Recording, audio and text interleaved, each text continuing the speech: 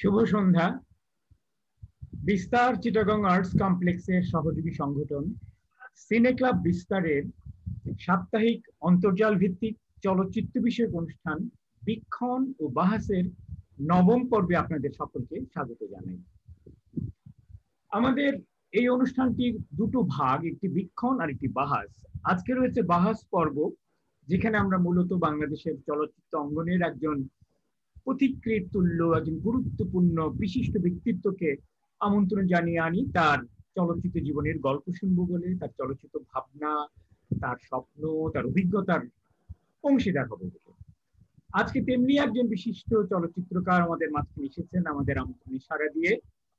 তিনি আমাদের সকলের পরিচিত নাসির উদ্দিন ইউসুফ, যিনি আবার আমাদের অনেকের কাছেই বাচ্চু ভাই বলে নামেও পরিচিত। নাসির উদ্দিন ইউসুফ বাচ্চু, এটি তার নামেরই অংশ হয়ে গেছে।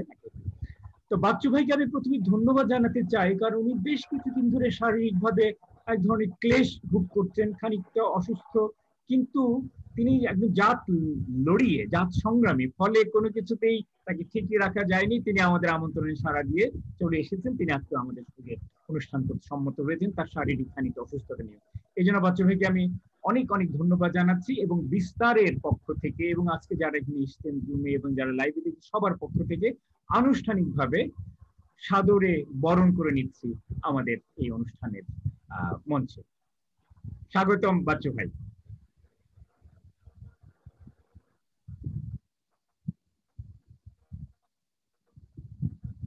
হ্যাঁ বাচ্চু ভাই কি বন্ধু যারা এই অনুষ্ঠানটি দেখছেন বিস্তারের আয়োজনে, তাদের সবাইকে শুভ সন্ধ্যা।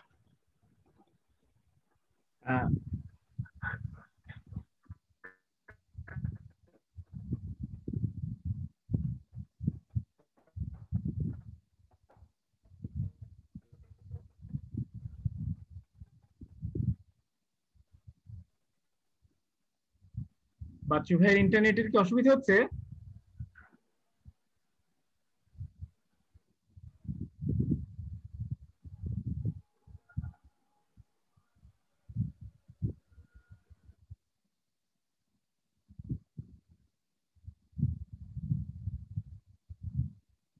কিন্তু আমি শুনতে পাচ্ছি। আচ্ছা, বাচ্চু হয়তো বেরিয়ে গেল।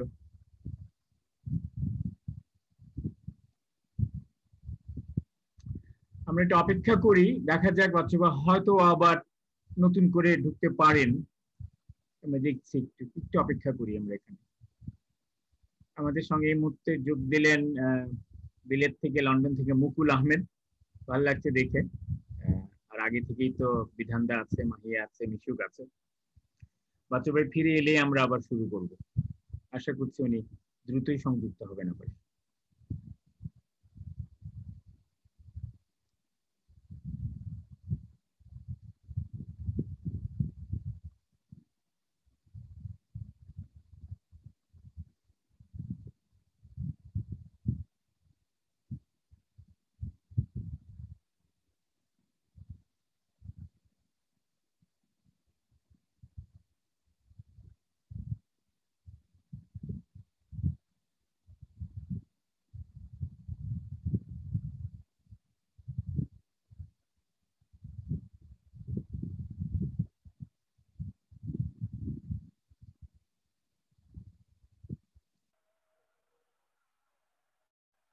হ্যাঁ দুঃখিত, আমার এখানে ইন্টারনেট একটু ঝামেলা করছে। আলম হোসেন, আচ্ছা ঠিক আছে, অসুবিধা নেই, আমরা শুরু করি। আমি আমার যেটা সূচনা বক্তব্যটা আছে ওটা দিয়ে আমরা মূল অনুষ্ঠানে চলে যাব আর কি। শোনা? ওকে, আমরা শুরু করি। আচ্ছা, আমি নাসির উদ্দিন ইউসুফ বাচ্চুর পরিচয় সেইভাবে দেওয়ার দরকার নেই, সবাই জানেন তার সম্পর্কে, কিন্তু আমি আমার নিজের আনন্দের জন্য, একটা নিজের সন্তুষ্টির জন্যই তার সম্পর্কে কিছু কথা বলতে চাই। নাসির উদ্দিন ইউসুফ বাচ্চুর অনেক পরিচয় রয়েছে। চলচ্চিত্রকার হিসেবে তিনি আজকে আমাদের ডাকে সাড়া দিয়ে এসেছেন, যদি এটা তার প্রধান পরিচয় নয়। নাট্য ব্যক্তিত্বটাই তার প্রধান পরিচয়, কিন্তু আমার কাছে তার প্রধান পরিচয় তিনি একজন মুক্তিযোদ্ধা এবং তারই প্রসারণ হিসেবে একজন সংস্কৃতি যোদ্ধা। মুক্তিযোদ্ধা সেই 20-21 বছর বয়সেই যিনি একেবারে অস্ত্র হাতে মাঠে নেমেছিলেন, রণাঙ্গনে যুক্ত হয়েছিলেন এবং সেক্টর 2 ঢাকা যে সেক্টর 2 যে আরবান গেরিলা দল, যে সেই গেরিলা দলের সঙ্গে একেবারে ওতপ্রোতভাবে মিশে গিয়ে জীবনের ঝুঁকি নেন, নানা রকম দুঃসাহসী কর্মকাণ্ড করেছিলেন, যাকে অনেকে কেউ কেউ ক্র্যাক প্লাটুন বলেও চিনে থাকেন আর কি। তো বাচ্চু ভাই ছিলেন সেই দলের একজন লড়াকু যোদ্ধা। তো সেটা আমার কাছে বড় পরিচয়, কারণ তারা প্রাণটাকে হাতের মুঠোয় নিয়ে আমাদের দেশের স্বাধীনতার জন্য মাঠে নেমেছিলেন। এবং এরপরেই এই এই যুদ্ধেরই প্রসারণ হিসেবে স্বাধীনতার পরপর ৭২ অস্ত্র তারা জমা দিয়েছেন ঠিকই, কিন্তু যুদ্ধ থামাননি।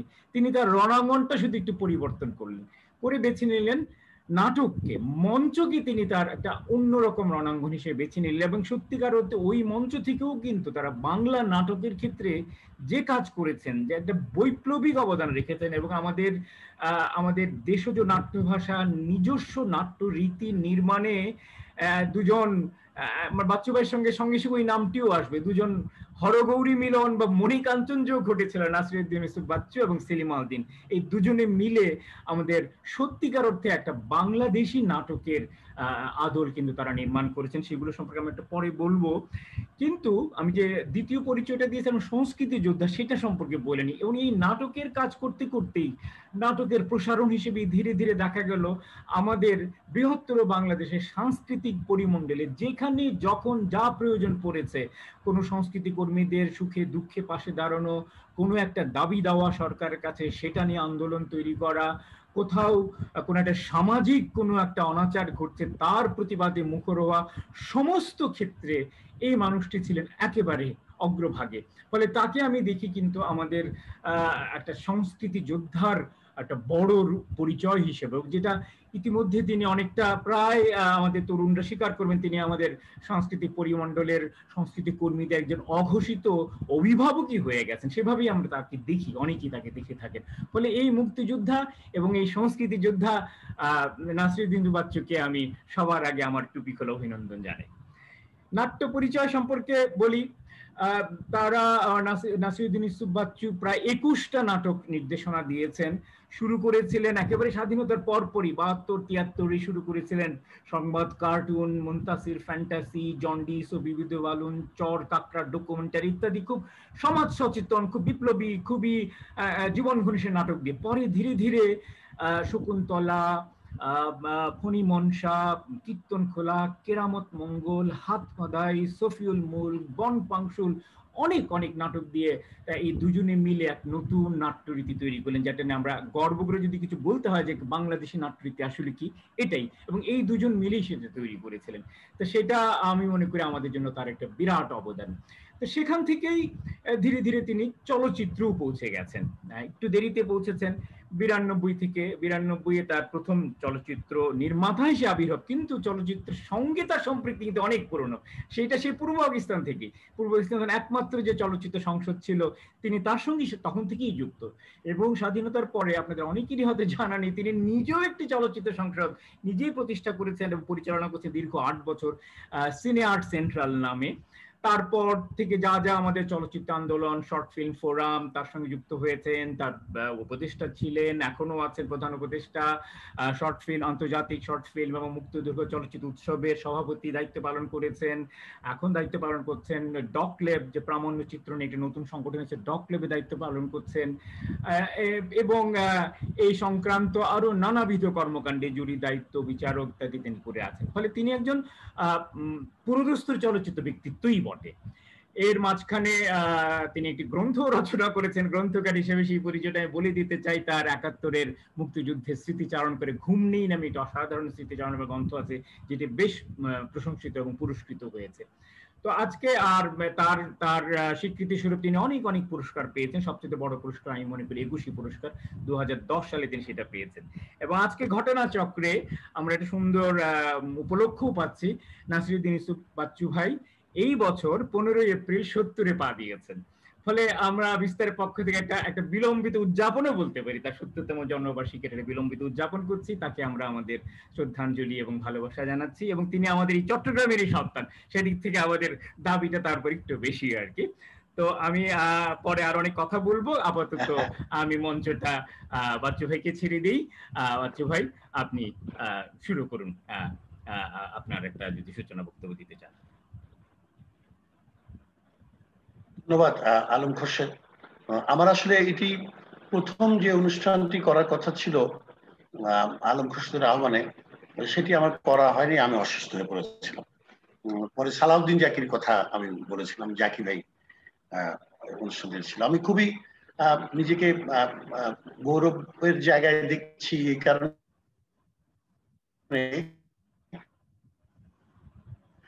যে আমি চলচ্চিত্র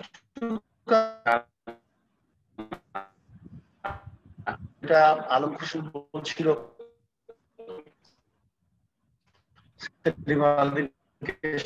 চেষ্টা করেছি, কিন্তু ঘটনাটা ঘটেছে কিনা বলতে পারছি না। তবে তবুও ভালো লাগে যে আমাদের বন্ধুরা এক ধরনের মূল্যায়ন করার চেষ্টা করছে। আমার জন্ম ঢাকায় 49, কিন্তু আমার আদি বাড়ি চট্টগ্রাম, ফৌজদারহাট, সলিমপুর বলে জায়গাটার নাম। এই গত সপ্তাহে গিয়েছিলাম। আমি এক ফাঁকে এই অসুস্থতার মধ্যে দেখা করে আসছি আত্মীয় স্বজনের সাথে। এমনি কেমন আছে সবাই? আমার চাচাতো ভাইয়ের ছেলেরা আছে, সবাই তো মারা গেছে, এখন কয়েকজন আছে। তো আমি আসলে যেটা বলছিল সেটা হচ্ছে, হ্যাঁ, পূর্ব পাকিস্তান ফিল্ম সোসাইটি, যেটাতে আমার পরিচয় হয়েছিল, যেখানে আমার ওয়াহিদ ভাইয়ের সাথে তার একটু আগে পরিচয় ওয়াহিদুল হকের সাথে। কিন্তু Wahidul Haque is one of the pioneer কিন্তু এই মুভমেন্টটা। খসরু ভাই, খসরু ভাইয়ের সাথে আমার এই বাসার সামনে আশরাফ চৌধুরীর বাড়ির এখানে। বাচ্চু ভাই, আমরা এই আলোচনায় আমরা একটু পরেই আসবো, জাস্ট আমার দ্বিতীয় প্রসঙ্গেই আসবো আপনার এই সূচনা পরে। শুরুতে আমরা যেটা একটা রেওয়াজ আছে, আমরা করোনাকে নিয়ে 2-4 মিনিট আমরা একটু সময় কাটে একটু কথা বলতে চাই, কারণ এটা একটা সাংঘাতিক অভিজ্ঞতা, একটা বিশাল বৈশ্বিক অভিজ্ঞতা, এবং আপনার মতো একজন সংগঠক নিশ্চয়ই এটাকে আরো ভিন্ন চোখে দেখেছেন, তাকে নানাভাবে মোকাবিলা করছে আপনার মতো করে। সেখান থেকে আপনি যদি আপনার অভিজ্ঞতা, আপনার উপলব্ধি এবং আপনি কিভাবে এর সঙ্গে বসবাস করছেন এই নিয়ে যদি আমাদেরকে কিছু আপনার অনুভূতি ভাগ করে নিতেন করোনা কেন্দ্রিক। ধন্যবাদ। আমি করোনার 1971 সালের পরেই প্রথম মনে হয় দীর্ঘ সময়ের জন্য গ্রামে ছিলাম। আমাদের একটি বাড়ি আছে ধামরাইতে, শিমুলের বাড়ি নাম। আমার মুক্তিযুদ্ধের এলাকা, সেখানে সব মুক্তিযোদ্ধা, একটা ইউনিয়ন থেকে 48 জন মুক্তিযোদ্ধা, ওরা আমার সাথে ছিল 71 সালে। তো তখন ওখানে বেস ক্যাম্প ছিল আমার, ওখানে একটা বাড়ি করেছি। ওই বাড়িতে আমি ছিলাম প্রায় 3 মাসের অধিক সময়। দীর্ঘ সময় পর আমি নিজেকে একেবারেই দেখার চেষ্টা করেছি সাধারণ মানুষের সাথে থেকে। আমি বলছিলাম আন্দোলনের বাইরে, কিন্তু মানে প্রকৃতির মাঝখানে, এই যে নদী, জল, পাখি, অনেকদিন পর তারপরে নিজে সবজি বাগান করা, সবজি তৈরি করে সেই সবজি রান্না করে খাওয়া, একটা জীবনটাই বদলে দিয়েছে করোনা। করোনা খুব খারাপ, আমাদের অসুস্থ করছে, করোনা নানা রকম ক্ষতিকারক হিসাবে একটা এসছে এবং পুরো পৃথিবীর মানুষকে আজকে একটা হুমকির মুখে ফেলেছে। কিন্তু মানুষ তো কোনো না কোনো ভাবে পুরো করোনাকে অ্যাকোমোডেট করে তার জীবন যাত্রাটাকে স্বাভাবিক রাখার চেষ্টা করছে, এটাই স্বাভাবিক। একেবারে রাস্তাঘাট ছেড়ে দিয়ে উইথড্র করে চলে আসলে, ঘরে আসলে এসিতে থাকলে, ফ্যানের নিচে থাকলে, ছায়া থাকলে করোনাটা বেশি হবে, এটা কিন্তু শুরু থেকে একটা এরকম ভাবনা আমাদের মধ্যে কাজ করেছে। আমি গ্রামে যাওয়াতে আমি বেঁচে গেছি, আমি সত্যি কথা বলি, গ্রামে যাওয়াতে বেঁচেছি, এবং আমার অনেক পরিচিত মানুষ মারা গেছে, খুব কষ্টও লাগছে সবার জন্য। যেমন আনিস স্যারের মতো লোক, যিনি একেবারে আমাদের অভিভাবক, এই যে আন্দোলন সংগ্রামের কথা, সাংস্কৃতিক আন্দোলন, এর প্রতি এই আজকে একটা স্টেটমেন্ট লিখছিলাম, এর মধ্যে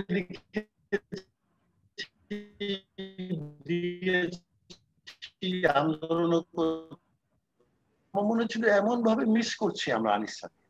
এরকম তো একজনের পর একজন মানুষ চলে গেছে, করোনা নিয়ে গেছে। কিন্তু আমাদের এটা বুঝতে হবে যে এই ধরনের অসুখগুলো কি জন্য মানুষের ঘটে থাকে, এই ভাইরাসগুলো আমরা কি চর্চা করেছি, লালন করেছি? আমার মনে হয় না। আমরা নদী দখল করেছি, আমরা বৃক্ষ নিধন করেছি, আমরা অন্য যে কোনো প্রকার প্রাণীকে হত্যা করছি প্রতিদিন। খাওয়ার জন্য করছেন শুধু তা না, আপনার দেখতে খারাপ লাগে এই জন্য করছেন। কুকুর করে দেবে, কুকুর শহর থেকে বের করলে ওই শহরে একটা হিসাব আছে কতটা কুকুর থাকতে হয় স্ট্রেট অফ, এবং সেগুলি এক ধরনের হিসাব থাকে সরকারের কাছে, তারা একটা মেনটেন করে তাদেরকে মিউনিসিপাল কর্পোরেশন। কিন্তু কুকুর তো রাখতে হবে, অলিগলি কে পাহারা দেবে? কুকুর তো বিশ্ব। আজকে আমাদের সত্যি দুর্ভাগ্য, সত্যি দুর্ভাগ্য যে বাচ্চু ভাইয়ের ইন্টারনেট কানেকশনটা এরকম অসুবিধা করছে, সমস্যা করছে। কিন্তু মনে হয় আমাদেরকে এভাবেই এটাকে চালিয়ে যেতে হবে যতটুকু পাই আমরা আর কি। আপনারা যদি ধৈর্য ধরেন যদি, বা এর মধ্যে নিজেরাও যদি কিছু কথাবার্তা নিজেদের মধ্যে আলাপ আলোচনা করতে চান, করে নিতে পারেন। বাচ্চু ভাই এলে আমরা আবার না হয়ে করব। মুকুল, তুমি যে নাটকের মানুষ, বিধানদা আছেন চলচ্চিত্রের মানুষ, আপনারা যদি কিছু কথা এখানে বলতে চান। মুকুল কি আমরা একটু চেহারা দেখতে পারি? মুকুলের চেহারাটা দেখা সম্ভব নাকি, না তোমার ইন্টারনেট কানেকশনের সমস্যা?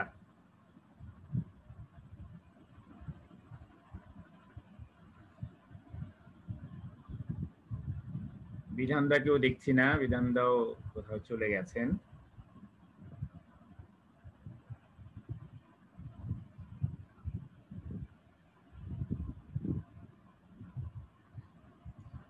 মুকুল, কি আমাকে শুনতে পাচ্ছ? আচ্ছা, বাচ্চু ভাই এসছেন।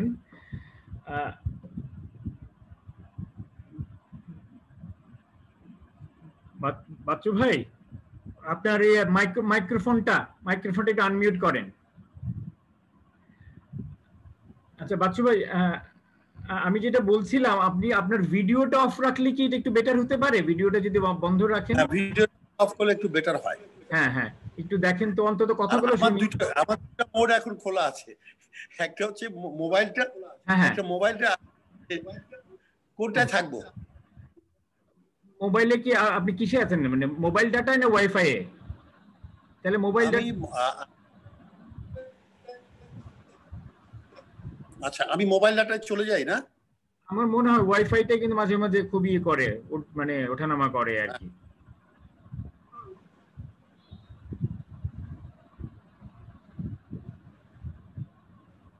আমি এখন কি হচ্ছে? এখন কিন্তু বেশ ভালো আছে, কিন্তু এখন আপনার কথাও ভালো শোনা যাচ্ছে, ছবি বেশ সুন্দর আছে। কিছুক্ষণ তাহলে এটা চালাই না, এর পরের বার যদি সমস্যা হয় আপনি না হয় মোবাইল দিয়ে চেষ্টা করলেন। আচ্ছা, তো যেটা বলছিলাম যে ধরেন প্রাণীকুল থেকে শুরু করে সবকিছুর সাথে একটা সম্পর্ক তৈরি করার মধ্যে দিয়ে তো আমাদের আমাদের আমাদের আমাদের বেঁচে থাকার কথা, পৃথিবীটাকে সুন্দর করার কথা, পৃথিবীতে বসবাসযোগ্য করার কথা, কিন্তু আমরা সভ্যতার নামে প্রায় সবকিছু ধ্বংস করেছি। আর যুদ্ধের মধ্যে দিয়ে তো আরো বেশি ধ্বংসের উন্মত্ত হয়েছিলাম আমরা। তো আমার মনে হয়েছে যে এটি একটি কারণও বটে পৃথিবীর পরিবেশটা নষ্ট হয়ে যাওয়ার।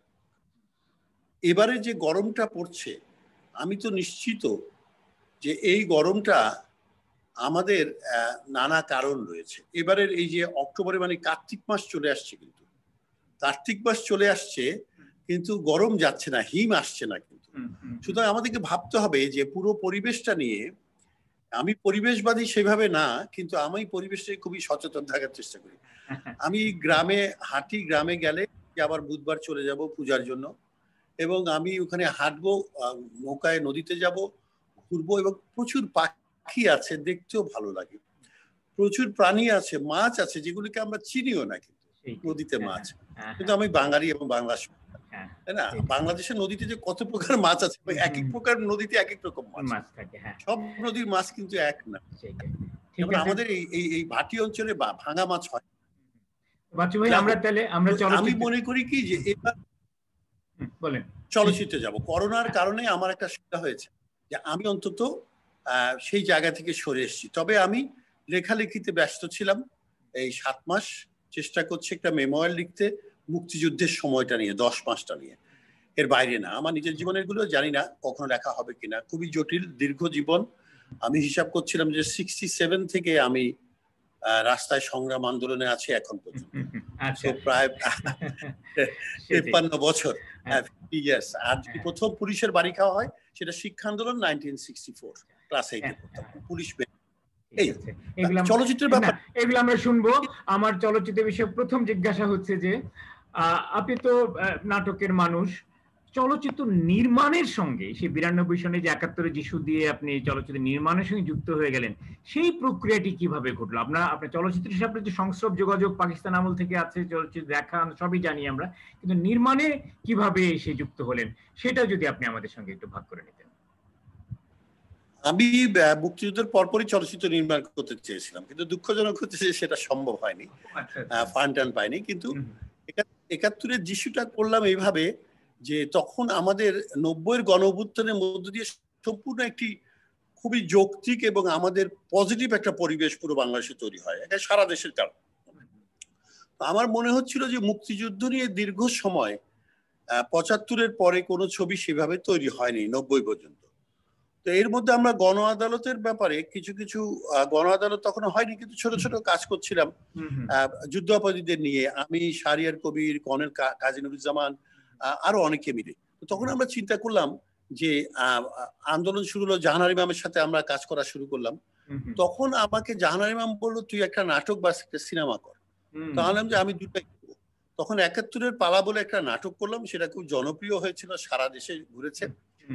পচা নাটক, ভালো কিন্তু খুবই তাৎক্ষণিক নাটক আর কি। হ্যাঁ, আমার লেখা, আমার নির্দেশনায়। এটাই বোধহয় আপনার একমাত্র লেখা নাটক যেটা আপনি নির্দেশনা দিয়েছেন, আমি যা তালিকাটা দেখলাম। আরেকটা আছে টিটোর স্বাধীনতা। হ্যাঁ, তালিকায় দেখিনি এটা। আচ্ছা, হ্যাঁ, টিটোর স্বাধীনতা, এটা বাচ্চাদের। তো এই নাটকটা আসলে লেখার দিক থেকে খুবই দুর্বল, কিন্তু এটা সামহাউ রাদার জনগণকে খুব আকৃষ্ট করতে পেরেছিল, কারণ চলমান আন্দোলনের সাথে এটি একটা সম্পর্ক তৈরি করতে পারছিল। এবং চৌধুরী মঈনুদ্দিন, যে এখনো লন্ডনে বেঁচে আছে, যার ফাঁসির হুকুম হয়েছে এই সরকারের, আমাদের সময় এই গণ আদালতের তো ছিল, গণ আদালত কমিশনে, কিন্তু আমাদের ট্রাইব্যুনাল, স্পেশাল ট্রাইব্যুনাল তাকে নিয়ে একটা আমি করেছিলাম। তো তখন পাশাপাশি এর মধ্যে শাহরিয়ার আমাকে বললো, বাচ্চু আমার একটা গল্প আছে।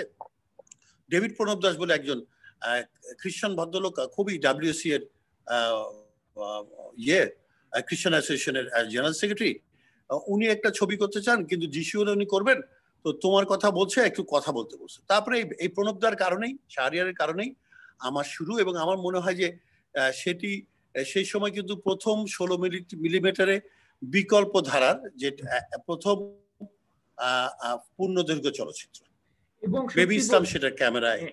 এবং সত্যি বলতে কি, আমরা এখনো অনেকেই মনে করে থাকি যে মুক্তিযুদ্ধের যত ছবি হয়েছে তার মধ্যেও কিন্তু এই ছবিটি একেবারে প্রথম দিকে তালিকায় থাকবে। সেই ছবিতে যুদ্ধের দৃশ্যের যে চিত্রায়ন হয়েছে, আমরা কিন্তু এর আগেও পাইনি, পরের ছবিতেও কিন্তু সেরকম বিশ্বাসযোগ্য খুব কমই এসছে, এটা আমরা অনেকেই বলা বলি করে থাকি। আর বিশেষ করে যেই দর্শনটা, যে ধর্মনিরপেক্ষতা, অসাম্প্রদায়িকতা দর্শনটাকে আপনার সামনে বড় করে তুলে ধরলেন, সেটা ওই সময়ের জন্য অত্যন্ত একটা ইতিবাচক ভূমিকাও পালন করেছিল। তো আমরা শুনলাম ঘটনাটি শুনে খুব ভালোই লাগলো, এই যোগসূত্রগুলো খুঁজে পেলাম। এরপর আপনি খুব বেশি ছবি করেননি, দুটো করেছেন, 2010-এ 11-তে গেরিলা, এবং গত বছর আমরা আলফা দেখলাম। কিন্তু দুটো ছবি কোনো না কোনো দিক থেকে কিন্তু খুবই উল্লেখযোগ্য, বৈশিষ্ট্যপূর্ণ এবং গুরুত্বপূর্ণ।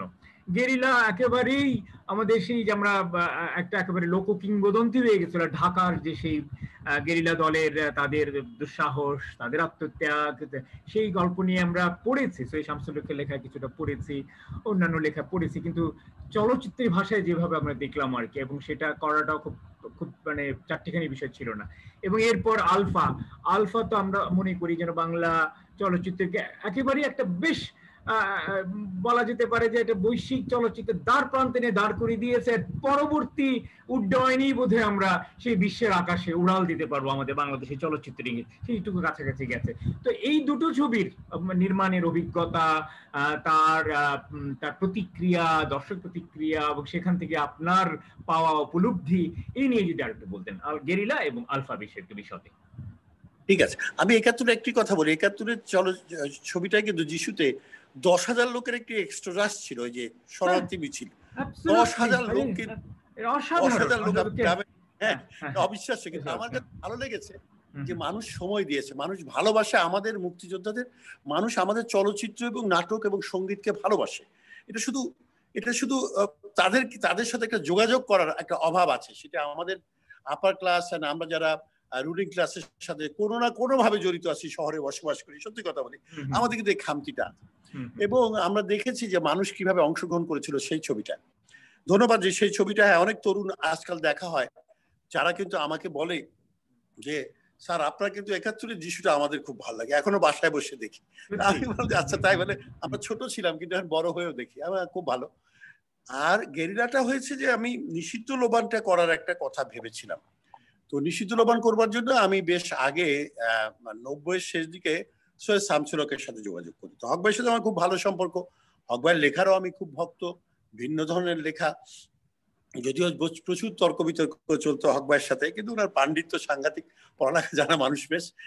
এবং হক ভাইকে আমি বলতাম আপনার নাটকগুলো, আমি বলিনি ব্যাকগ্রাউন্ডে বললে সুবিধা হবে, কারণ কি এই হক ভাইকে বলতে, হক ভাই আপনার নাটক তো একটু, আমি তো মানে প্রাচ্যের রীতি নিয়ে কাজ করি, তো আপনার নাটক তো ওয়েস্টার্ন, কি করে তুমি ওয়েস্টার্ন মধ্যে সমস্ত কয়েনেস থেকে শুরু করে ছন্দ সমস্ত কিছু কিন্তু ঠিক আছে, কিন্তু যে কাঠামোটা করেছেন সেটা তো অসবর্নের লুথার অথবা মার্ডার ইন ক্যাথেড্রাল,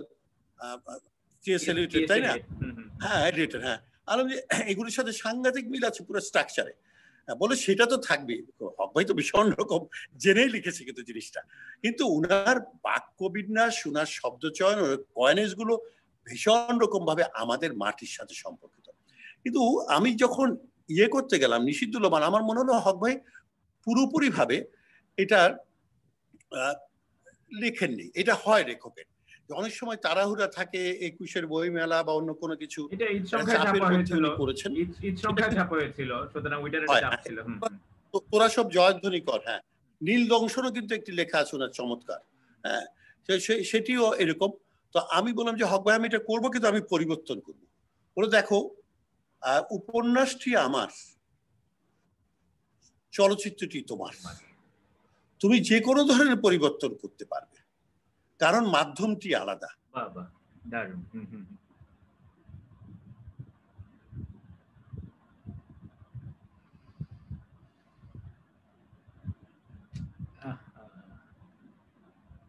সত্যি আমাদের দুর্ভাগ্য, এত চমৎকার একটা অনুষ্ঠান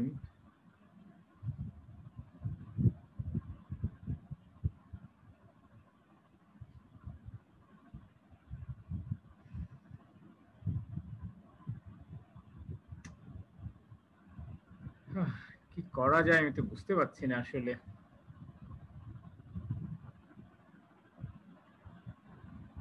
বিধানটা কি করব আমরা, মানে এভাবেই চালিয়ে যাব না মানে? আচ্ছা, নাসির ভাই এসছেন আবার। হ্যাঁ, তো এইভাবে আমি নিষিদ্ধ লোবানের টেক্সটটা নিয়ে যখন অ্যানালাইসিস শুরু করলাম, তখন আমি দেখলাম যে এর ব্যাকগ্রাউন্ডে কোনো কিছু নাই। হক ভাই ধরে নিয়েছেন যে এই সব কিছু লোকে জানে, সুতরাং আমরা একটা ক্যারেক্টার থেকেই শুরু করতে পারি। সেটাও হতে পারতো, কিন্তু আমি যেহেতু একেবারে একটা ফুল লেন্থ, আমার একটা পারপাস ছিল এই ছবিটা করার পেছনে। আলম, পারপাসটা কেমন আপনাকে বলি, সেটা হচ্ছে আমার মনে হয়েছিল যে 75-এর পরে, বঙ্গবন্ধু হত্যার পরে বাংলাদেশে কিন্তু খুব একটা মুক্তিযুদ্ধের যে চলচ্চিত্র হয়েছে, সেখানে মুক্তিযুদ্ধের একটি মানে মহাকাব্যিক কোনো ব্যঞ্জনা আমি দেখিনি, তো আমার পর্দায় অন্তত দেখিনি। তখন আমার পর্দায় একটা মহাকাব্যিক ব্যঞ্জনা থাকুক, এবং মহাকাব্যিক ব্যঞ্জনা যদি হয় সেটা খুব কঠিন করা, আমি জানি। আমি সম্পূর্ণ সফল হইনি, সেই সমালোচনাটাকে আমি নিজেরটা নিজে করি, অন্যরাও করেন, কিন্তু ধরেন আমি তো আর তিতাস একটি নদীর নামের মতো এরকম মহাকাব্যিক একটা নির্মাণ করা আমার পক্ষে সম্ভব না, কারণ আমি ওই মেধার মানুষ না, আমি ঋত্বিক ঘটক না। সুতরাং আর একটা জিনিস হচ্ছে, গ্রিফিথের সেই প্রথম ছবিটা যেটা নিয়ে প্রচুর বিতর্ক, এবং যে ছবিটা প্রথম বার্থ অফ এ নেশন, হ্যাঁ, বার্থ অফ এ নেশন আমাকে ছোটবেলা থেকে খুব প্রভাবিত করেছে। বার্থ অফ এ নেশন খুব প্রভাবিত করেছিল। বার্থ অফ এ নেশনে কিন্তু ব্যাপক ক্যানভাস, কিন্তু তাই না?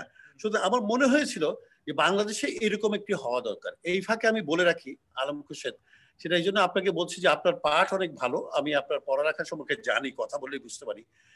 আমার মনে হয়েছে বাংলাদেশে ভাষা আন্দোলন নিয়ে বড় ভালো উপন্যাস হয়নি, ভালো চলচ্চিত্র হয়নি, সত্যি কথা বলি, ভালো এক কবর ছাড়া কোনো ভালো নাটক হয়নি, খেয়াল করে দেখবেন আপনি। 2 নম্বর হচ্ছে 69-এর গণঅভ্যুত্থান নিয়ে আমাদের আখতারুজ্জামান ইলিয়াসের চিলেকোঠার সেপাই, তাছাড়া এমন একটা সুকান্ত একটা উপন্যাস আছে, এছাড়া তেমন কোনো উপন্যাস আমরা খুঁজে পাবো না। 3 নম্বর হচ্ছে 1971-এর মুক্তিযুদ্ধ নিয়ে মহা উপন্যাস তৈরি হয়নি, ওয়ার এন্ড পিস তৈরি হয়নি, চেষ্টাও কেউ করে নাই। হুমায়ুন আহমেদ একবার আমাকে বলছিল যে কেন তুমি তো আমার জ্যোৎস্না জলনী পড়ছো, আমি হ্যাঁ পড়ছি, তো ওইটা আমি না হুমায়ুন ভাই আমার মনে হয় না, আমি ফ্রিডম ফাইটার বলছি। ইউ গট মাই পয়েন্ট, আমি কি বলতে চাচ্ছি? অর্থাৎ এমনকি আমরা 3 বন্দ্যোপাধ্যায়ের কাছাকাছিও কোনো কিছু লিখি নেই। আরণ্যকের মতো, আমি বোঝাতে পারছি, বা পথের পাঁচালীর মতো। হ্যাঁ, আমরা ৩ বন্দ্যোপাধ্যায় তো একটা স্ট্যান্ডার্ড সেট করে দিয়েছে বাংলা উপন্যাসে, যাই আমরা মনে করি না কেন। এমনকি আমাদের আখ্যানগুলোর মতো হয়নি। সুতরাং যেটা হয়েছে, উপন্যাসের এই কমতিগুলি আমাদের থেকে গেছে। আমাদের অভিজ্ঞতা নেই উপন্যাস লেখার, এবং আমাদের আরেকটা ঘটনা আছে, আমাদের ভিজুয়াল লিটারেসিটা কম। আমার নিজের, সেটাকে আপনি কিভাবে কাটিয়ে ওঠার চেষ্টা করেছিলেন গেরিলাতে? কিভাবে আপনি? গেরিলাতে আমি যখন করেছি তখন আমি প্রতিটি দৃশ্যটা লিখেছি, পরম্পরাটা দাঁড় করেছি, এবং ইমেজগুলি আঁকা শুরু করেছি। আমার আঁকা খুব দুর্বল, আমি চারুকলার 2টা ছাত্র নিয়েছি, এবং আমি এই ট্রান্সলেশনটা আমি প্রথমে কথায় না যে আমি মুখে বলেছি, এবং আমি এরকম দৃশ্য চাই, তুমি একটু আঁকো দেখি, আমাকে হেল্প করো। ভিজুয়ালটা আমি দেখতে চাচ্ছিলাম আসলে কি হবে। সেটার থেকে অনেক বদলে যায় ক্যামেরা দাঁড়ালে। তো আমি এটা বিশ্বাস করি, যদি এই এক্সারসাইজটা কেউ করে তাহলে তাকে অনেক সহায়তা করে। সে কি জানালাটা কেমন দেখতে চায়, সে সেটা যদি সে আগে করে নেয়, এবং আমার ক্যারেক্টারটা কিভাবে দাঁড়াচ্ছে, ট্রেনটা আমাকে রিয়েলাইজ করতে হয়েছে, ট্রেনটা কিন্তু পাকিস্তান আমলের ট্রেন, স্ক্র্যাপ, সেটাকে উঠিয়ে এনে ট্র্যাকে বসিয়ে স্পেশাল পারমিশন করে রেলওয়ে থেকে এটা পুরোটাকে, ট্রেনটাকে রিবিল্ড করতে হয়েছে, এবং এটা মুভ করার মতো ব্যবস্থা করতে হয়েছে, এবং ইঞ্জিন টেনে নিয়ে গেছে, এবং আমার খরচ হয়েছে 52 লক্ষ টাকা ওই 3টা দৃশ্যের জন্য। সুতরাং বুঝতেই পারছেন যে কি পরিমাণ মিস্ত্রি, এবং এটা তৈরি করেছে কারা জানেন? চলচ্চিত্রের জীবনটা আসলে খুব ইন্টারেস্টিং। এইটা কিন্তু বিহারি পার্বতী, যে আমি বলেছি যে তোমরা তো মিস্ত্রি ভালো, তোমরা আমাকে এটা বানিয়ে দেবে, তোমরা তো অনেক শয়তানি করছো 71-এ আমাদের বিরুদ্ধে, এইটা করো, এটা কাফারা তোমাদের। আমি খুব সম্মান দিয়েছি, কারণ ওরা তো মিস্ত্রি হিসাবে বড়। হ্যাঁ, আর আমি তো ওখানে 71-এ বিচার আচার করতে যাচ্ছি না, আমি ছবি করতে। আমি ম্যাক্সিমাম আউটপুটটা চাই, এক। আর 2 নম্বর হচ্ছে যে আমার মনে হয়েছে যে সংলাপ যত বেশি কম করা যায় সেই চিন্তা আমার ছিল, এবং সাইলেন্সের ব্যবহার ছিল, যদিও আমি সেটা রাখতে পারিনি, যেহেতু আমি নাটকের মানুষ, আমার একটা অসুবিধা আছে, বুঝতে হবে। সুতরাং একটা থিয়েট্রিক্যাল অ্যাপ্রোচ নেওয়া ভালো কিনা। আমি তো তখন দেখলাম যে হ্যাঁ, অনেক ইন্টারাকশন। এবাদুর রহমান আমার স্ক্রিপ্ট রাইটার, এবাদকে না, ভালো করে জানি, এখন তো ক্যালিফোর্নিয়া আছে, ক্যালিফোর্নিয়া আছে, ও শিক্ষকতা করছে, হ্যাঁ, ফিল্মের উপর। ও আমাকে বললো যে বাচ্চু ভাই, আমি লিখে দিচ্ছি, আপনি কেটে ফেলে দেন সংলাপগুলো, আপনি আপনার মতো করে সাজান, কিন্তু না লিখলে, না পড়লে তো এটা জিনিসটা বের হবে না আপনার সামনে। এবং আমরা যে ভিজুয়াল গুলি বারবার দেখতে চাচ্ছিলাম, রিরাইট করেছি, ছুঁড়ে ফেলে দিয়েছি, আবার রিরাইট করেছি, ছুঁড়ে ফেলে দিয়েছি, মানে এই এক্সারসাইজটা প্রায় 7-8 মাসের মতো, 1 বছরের মতো সময় লেগেছে স্ক্রিপ্টে যেয়ে আমাদের। এবং সেই, আমি একটা কথা বলি, কস্টিউমের ব্যাপারেও বা সেটের ব্যাপারেও আমাদেরকে দেখতে হবে যে আমরা 60s সমস্ত কিছু ডাউনলোড করেছি, পাবলিক লাইব্রেরিতে যে বই বের করে স্ক্যান করেছি স্পেশাল পারমিশন নিয়ে। এবার 60-এর দশকে আমাদের মেয়েদের শাড়িগুলি কেমন ছিল, আমাদের মেকআপটা কেমন ছিল, যার জন্য আমার মূল চরিত্র হচ্ছে বিলকিস, যেটা জয়া হাসান অভিনয় করেছে, সেটা আমি করেছি। আমাদের শিমুলের কস্টিউম এবং মিউজিক ছিল। শিমুল ওই কস্টিউমের পিছ, আমার একটা বড় হল রুম ছিল, প্রায় 300-350 স্কোয়ার ফিট, সে পাশে 15 ফিট, লম্বায় প্রায় 30 ফিট। এইটাতে পুরোটা আমি একটা এক্সিবিশনের মতো করেছিলাম। আমি আমার আর্টিস্টদেরকে হাঁটাতাম, হ্যাঁ, ওই ক্যারেক্টারগুলো আমি এঁকেছি, ওদের কাপড় চোপড় পরিয়েছি, ওই কাপড়গুলো কেমন দেখতে, এগুলো তাদেরকে ফ্যামিলিয়ার করেছি দিনের পর দিন। আর এই যে আমাদের আর্মি, কিন্তু আর্মি দ্বারা ট্রেন্ড আপ হয়েছে। কর্নেল সাজ্জাদ ভাই আমাদের ক্যাডেট কলেজের আমার বড় ভাই, হ্যাঁ, উনি কর্নেল সাজ্জাদ বীরপ্রতীক আমার বন্ধু, সে এই ট্রেনিংটা দিয়েছি, মানে আমার অসম্ভব ভালো লেগেছে। এবং মুক্তিযোদ্ধাদের ফুল ট্রেনিং দিয়েছি, কিন্তু আমরা কিন্তু 1 মান্থের একটা ট্রেনিং, সকাল 6টায়। হ্যাঁ, আমি বলেছি আমি শতাব্দী ওয়াদুদের মাসেল চাই, হ্যাঁ, শতাব্দী ওয়াদের হাতে মাসেল চাই, পাকিস্তান আর্মি এরকম হলে হবে, ফ্যাট থাকলে হবে, এগুলি বলছি। তো মানে প্রতিটা ডিপার্টমেন্টকে ধরে ধরে কাজটা করি। আর বিরাট হেল্প করছে সমীরণ দত্ত, এসআরএফটির এই খুব ডিওপি, এবং শিক্ষক হিসেবে খুব। তাকে আমি প্রায় 1 বছর আগে এনেছি, এনে মিটিং গুলি করেছি দিনের পর দিন, নানা তর্ক বিতর্ক। সে এক ধরনের এক্সিবিশনে যেতে চায়, আমি আরেক ধরনের চাই। আমার মাঝখানে একটু মানে হলিউডের ফার্স্ট কাটিং মজা লাগে, হ্যাঁ, রাখতো আর কি, একসময় যেটা থাকে এক একজন। হ্যাঁ, ও বলছে না, আমি একটু, আপনি তো ছবির কারণে বিলকিসকে যদি আপনি প্রধান করেন তাহলে ওর যদি যাওয়া চলন বলন গুলি ধরতে চান তাহলে আপনার একটু স্লো লাগবে, একটু স্লো করে ক্যারেক্টার। বাঙালি, আপনি বারবার নদীর কথা বলছেন, তাহলে নদীর একটা আমি সেই নদীতে তখন পদ্মা প্রমত্তা ছিল, সুতরাং আমার ছবির মধ্যে প্রমত্তা চাই, এরকম প্রমত্ত পদ্মা চাই, যেটা হয় আর কি। সুতরাং লাইফটা কেমন হবে ইচ এন্ড এভরিথিং আগে অবশ্য মিটিং করে আমরা ঠিক করেছি, যার জন্য টেকনিক্যালি ছবিটা আমার মতে ঠিক আছে। ইভেন মিউজিক সাউন্ড ট্র্যাক কিন্তু 122টা লেয়ার আছে, 122টা লেয়ার আছে। আমি মাদ্রাজে বসে বসে, বোম্বে বসে বসে করেছি, সাউন্ড ট্র্যাকটাও ভালো। কিন্তু আমার মনে হয়েছে ছবি রিয়েলাইজ করতে গিয়ে আমি মোর ইমোশনাল ছিলাম। আমার যেরকম নৈর্ব্যক্তিক থাকা দরকার ছিল, যুদ্ধটা থেকে একটু দূরে থাকা দরকার ছিল, সেইটা না করাতে আমার মাঝখানে একটা আবেগ কাজ করেছে।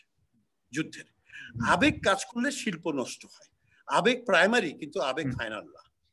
আবেগ প্রাইমারি, হ্যাঁ, প্রথমে লাগে না। ভাই আপনারা লেখেন, আপনারা জানেন, প্রথমে আবেগ, কিন্তু যখন লেখা শুরু করেন কাটাকাটি শুরু হয়, তখন নির্মম ভাবে কাটতে হয় নিজের লেখা, নির্মম ভাবে। সেখানে আমার একটু দুর্বলতা আছে, মুক্তিযুদ্ধ নিয়ে আমি সত্যি কথা বলি, হ্যাঁ। এবং সেখানে কি হয়েছে, আমার আবেগ কোথায়, যেমন এই যে আলতাফ মাহমুদকে ধরে নিয়ে যায়, এই দৃশ্যটার আয়োজনটা কিন্তু ভালো, কিন্তু যে মুহূর্তে নিয়ে যাচ্ছে আমি, এবং যেভাবে মিউজিক ঢুকেছে একটা মেলোড্রামাটিক জায়গায় তৈরি হয়েছে। আর লোকের যতই ভালো লাগুক, চলচ্চিত্র হিসাবে, শিল্পকর্ম হিসাবে এটার একটা আমার কাছে মনে হয়েছে মানুষ ওখানে চিৎকার করে তালিকা। অনেকটুকু জানলাম আমরা, কিন্তু এর পরবর্তী যে আলফা, জেরিনা থেকে আলফা বেশ বড় একটা রূপান্তর বা বদল, সব দিক সর্ব অর্থেই, আসলে ভাবনার অর্থে, তার প্রয়োগের অর্থে এবং চলচ্চিত্রের ভাষার অর্থে আর কি। সেই গল্পটা আলফা হয়ে ওঠা এবং আলফার পরবর্তী যে গ্রহণ এবং আলোচনা সমালোচনা সব মিলিয়ে আপনি আলফা নিয়ে আপনার গল্পটা শুনতে। আমাদের মনে আছে আলম, আমরা 70s যখন যুদ্ধের পরে বেড়ে উঠছি, ওই মানে সাংঘাতিক ডামাডোলের মধ্যে, তখন তো চলচ্চিত্র সংসদ আন্দোলন, তখন আমাদের কাছে গদার, ট্রুফো এরা হচ্ছে পৃথিবীর সেরা, এবং তাদের ছবিগুলো যে ভাষা রীতি, এগুলি সম্পূর্ণ নতুন আমাদের জন্য। আমি যদিও একটা সত্যি কথা বলি যে 1958 সালে প্রথম ছোট অবস্থায় বড় আপার কোলে বসে পাকিস্তান ন্যাশনাল ডে না ইন্ডিপেন্ডেন্স ডে ছিল আগস্ট মাস কি কোনো একটা সময়, বা জানুয়ারিতে মনে হয়, মনে নেই, সেরকম 23শে মার্চ বোধহয় ওদের পাকিস্তান দিবস। পাকিস্তান, হ্যাঁ। সেই সময় আমার আপার বসে এই মাঠের সামনে একটা মাঠ ছিল, বেবিদের বাসায়, বেবি আমার বন্ধু মারা গেছে, জাহাঙ্গীর ভাই ইডিপাস নাটকটা করতেন তখন 50s। সেই সময় আমি ওদের মাঠে বসে প্রায় 400-500 লোকের সাথে পথের পাঁচালী ছবিটা দেখেছিলাম। তো পথের পাঁচালী আপার করে দেখতে দেখতে দুর্গা যখন মারা যায়, বা দুর্গাকে যখন মা মারে, খেয়াল আছে একটা দৃশ্য, একটা আচ্ছা, তখন আমি চিৎকার করে কেঁদেছিলাম। হ্যাঁ, আমার ভীষণ খারাপ লাগে। আমি সত্যি কথা বলি, অনেক হয়তো ঋত্বিকের একটা ছবিকে খুব একটা মূল্যায়ন করে না, মেঘে ঢাকা তারা, আমার কাছে এখনো এই বুড়া বয়সে, 70 বছর বয়সে ছবিটা ছেড়ে তাকালে আমার নীরার জন্য আমার চোখ দিয়ে জল পড়ে, আমার খারাপ লাগে। আমি এরকম, তাই না, মেঘে ঢাকা তারা, তাই না, তারও সে চিৎকার, এটা দাদা বলে বলে, দাদা আমি বাঁচতে চাই। হ্যাঁ, তারপরে রবীন্দ্রসঙ্গীতের ব্যবহার, সব মিলে আবেগটা এমন বুকের মধ্যে থাকে, পরে আর ধরে রাখা যায় না। তো আমার এই আবেগগুলো আমাকে ডিস্টার্বও করে, কিন্তু আমি তারপরেও মনে করেছি যে এই আধুনিকতা, আমি গদারের মধ্যে, এবং বা ফেলিনি আমার খুব প্রিয় ছিল, ডিসিকা আমার খুব প্রিয় ছিল নতুন রিয়েলিটির জন্য তখনকার দিনে।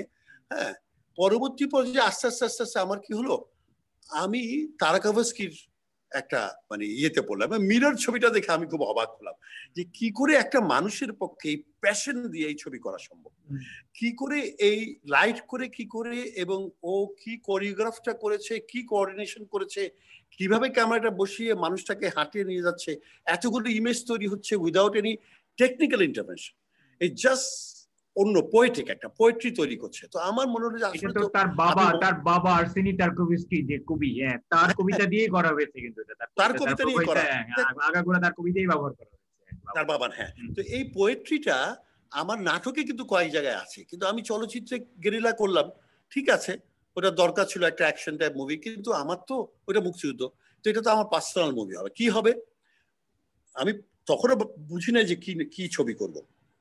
এর মধ্যে 2013-তে আমরা গণজাগরণ মঞ্চ করলাম। আপনারা জানেন যে আমি ওতপ্রোতভাবে জড়িত একটা শুরুর দিন থেকে।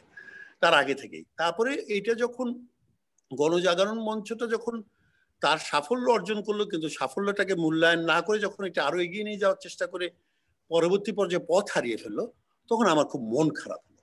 আমি একটু, অনেকে আমাকে তো বলছিলাম না তুমি এগুলির মধ্যে নেবো না, এগুলি শেষ পর্যন্ত কোথায় যে যাবে কোনো ঠিকানা নাই। আমার কথা হচ্ছে যে গণজাগরণ মঞ্চ একটা জিনিস আমাদেরকে দিয়েছে, যুদ্ধাপরাধীদের বিচারের জায়গাটা তো আমাদেরকে দিয়েছে। শেখ হাসিনা তো মাননীয় প্রধানমন্ত্রী তো বিচারটা করার জন্য বাও করেছিলেন, সেটা উনি করেছেন, এটাই আমাদের সাকসেস। তারপরে আর আগানোর দরকার ছিল না। কিন্তু এই এগোতে যে আমরা পথ হারিয়েছি, পথ হারানো যেটা হয়েছে, আপনাদের উপর মানুষ বিরক্ত হয়েছে। না, আপনার চলচ্চিত্রের ভাইয়ের দিকে চলে যান। হ্যাঁ, আমি বলছি কেন, এইখান থেকে আমি আস্তে করে আলাদা হলাম। কিছুদিনের জন্য আমি জনগণ থেকে, মানুষ থেকে আলাদা হলাম। আমি বেসিক্যালি মানুষ খুব ভালোবাসি, কিন্তু আমি মানুষ থেকে আলাদা হলাম। আলাদা হয়ে একা ভাবছিলাম জীবনটা কেমন। তখন দেখলাম যে আমার নিজের জীবন, আমার বন্ধুদের জীবন, সুলতানের জীবন, আমাদের সে বিখ্যাত শিল্পী সুলতান, তার বাড়িতে আমি গেছি। তারেক মাসুদ ছবিটা যখন করে, তখন আমার বাসায় এবং আরেকটা এখানে বঙ্গবন্ধু বিরোধী একটা বাসা থেকে করতো। তারেক আমার বাসায় এখানে ফ্লোরে ঘুমাতো, আমরা আড্ডা মারতাম দিনের পর দিন 80s-এ। তো তখন আমি ভাবলাম যে আমি একজন শিল্পীকে নিয়ে একটা ছবি করব, যার মধ্য দিয়ে আমি পুরো বাংলাদেশটাকে দেখার চেষ্টা করব, সময়টাকে দেখার চেষ্টা করব, এবং সময়কে অতিক্রম করে মহাজাগতিক একটা জায়গায় ছবিটাকে নিয়ে যাওয়া যায় কিনা, এবং পুরো সভ্যতার যে ভ্রান্তিগুলি ঘটেছে সেখান সেই সেই জিনিসটাকে এক্সপোজ করা যায় কিনা, সেটাকে চ্যালেঞ্জ করা যায় না, এই চ্যালেঞ্জ করা যায় কিনা। শুধু নিজেকে একটু আলাদা হওয়াতে এগুলি ভাবতে পেরেছিলাম। তখন মনে হলো যে আচ্ছা, ছবিটার নাম কি হবে। তখন ওই যে, যেহেতু একসময় আমরা গ্রিক মিথোলজি খুব পড়তাম, এটা আলম খোরশেদের খুব মনে থাকা দরকার, 80-র দশকে আমরা আড্ডাও মেরেছি এগুলো নিয়ে অনেক। তখন আমার মনে হলো যে আলফা শব্দটা তো হচ্ছে প্রথম অ্যালফাবেট, তখন আমার দেখা প্রথম অ্যালফাবেট। তো এই অ্যালফাবেটে এটা আলফা, এটা শুরু, এবং আমাতেই সৃষ্টি, আমাতেই লয়, এই তো আলফার একটা বক্তব্য আছে ঈশ্বরের। তো তাহলে এই আলফাটা যদি আমি একটা মানুষের নাম রাখি কেমন হয়, মানে একটার সাথে একটা কোনো মিল নেই, খুব বিক্ষিপ্ত চিন্তা, ছবিটা এটার ইয়েও আছে। যা হোক, তখন আমি এই স্ক্রিপ্টটা লিখেছি। আমি গত পরশুদিন, আজকে আসলে স্ক্রিপ্টটা নিয়ে এসে একটু পাঠ করলে ভালো হতো 2-3 লাইন, আমি ফেলে এসেছি অফিসে। আমি বের করে দেখলাম ও কয়েকটা জায়গা খুব ভালো লিখেছিলাম ন্যারেটিভ, যে কেমন হতে পারে আমার আলফাকে নিয়ে আমার আমার ভাবনাটা, আমার স্ট্রিম অফ কনসিয়াসনেস। এখানে যে ইয়ে আছে না, জেমস জয়েসের স্ট্রিম অফ কনসিয়াসনেস এর কথাটা বলতে হয়, যে পুরো ছবিতে কিন্তু একটা কয়েকটা স্তরে কিন্তু মানসিক গঠনগুলি আলফার হতে থাকে, এবং কিছু কিছু জিনিস আরোপিত আছে। কিন্তু আমি এটা স্বীকার করি, এটা ঢালি আল মামুনের একটা সমালোচনা আছে, বাচ্চু ভাই খুব ভালো লেগেছে ছবি, কিন্তু লোডেড মনে হচ্ছে আমাদের, উইচ কিছু কিছু জায়গায় আমি এগ্রি করি। ঠিক আছে, এবং আমি আই অ্যাপ্রিশিয়েট না, এবং আলম খুরশেদও আমাকে বেশ কিছু সমালোচনার জায়গা দিয়ে আমাকে লিখিত একটা টেক্সট পাঠিয়েছে, এটা নিয়ে একদিন আড্ডা। আচ্ছা,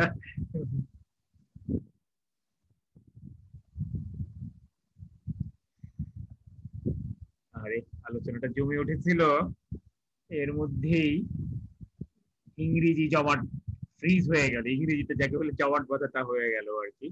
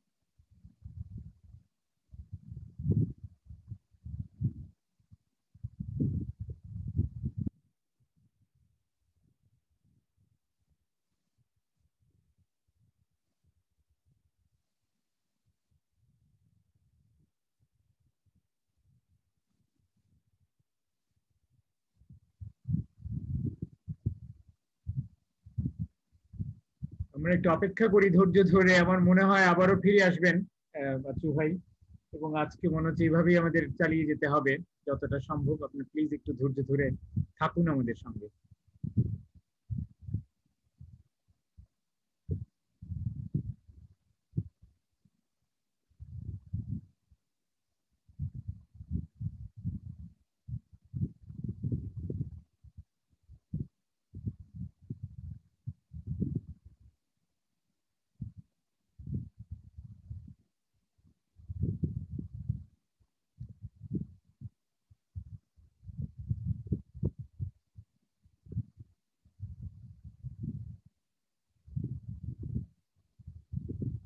আচ্ছা, আমি একবার ওনাকে ফোন করে দেখছি কি অবস্থা এবার।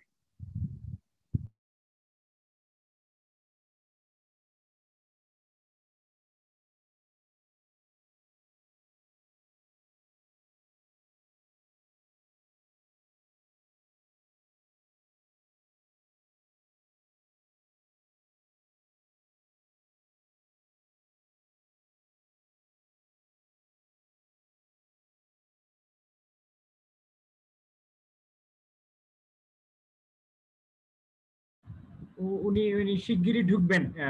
আমরা একটু অপেক্ষা করি।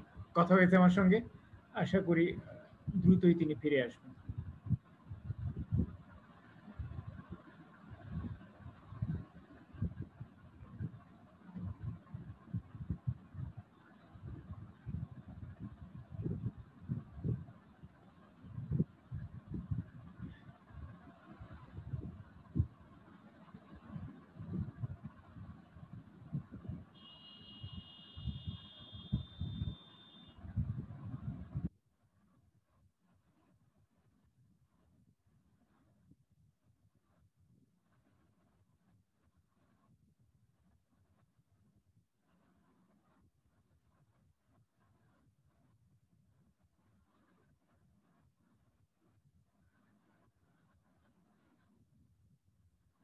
বিধানদা, আপনি কিছু বলেন। বাচ্চু ভাই ফেরার আগ পর্যন্ত যদি কিছু আপনি বলতে চান একটু বলেন।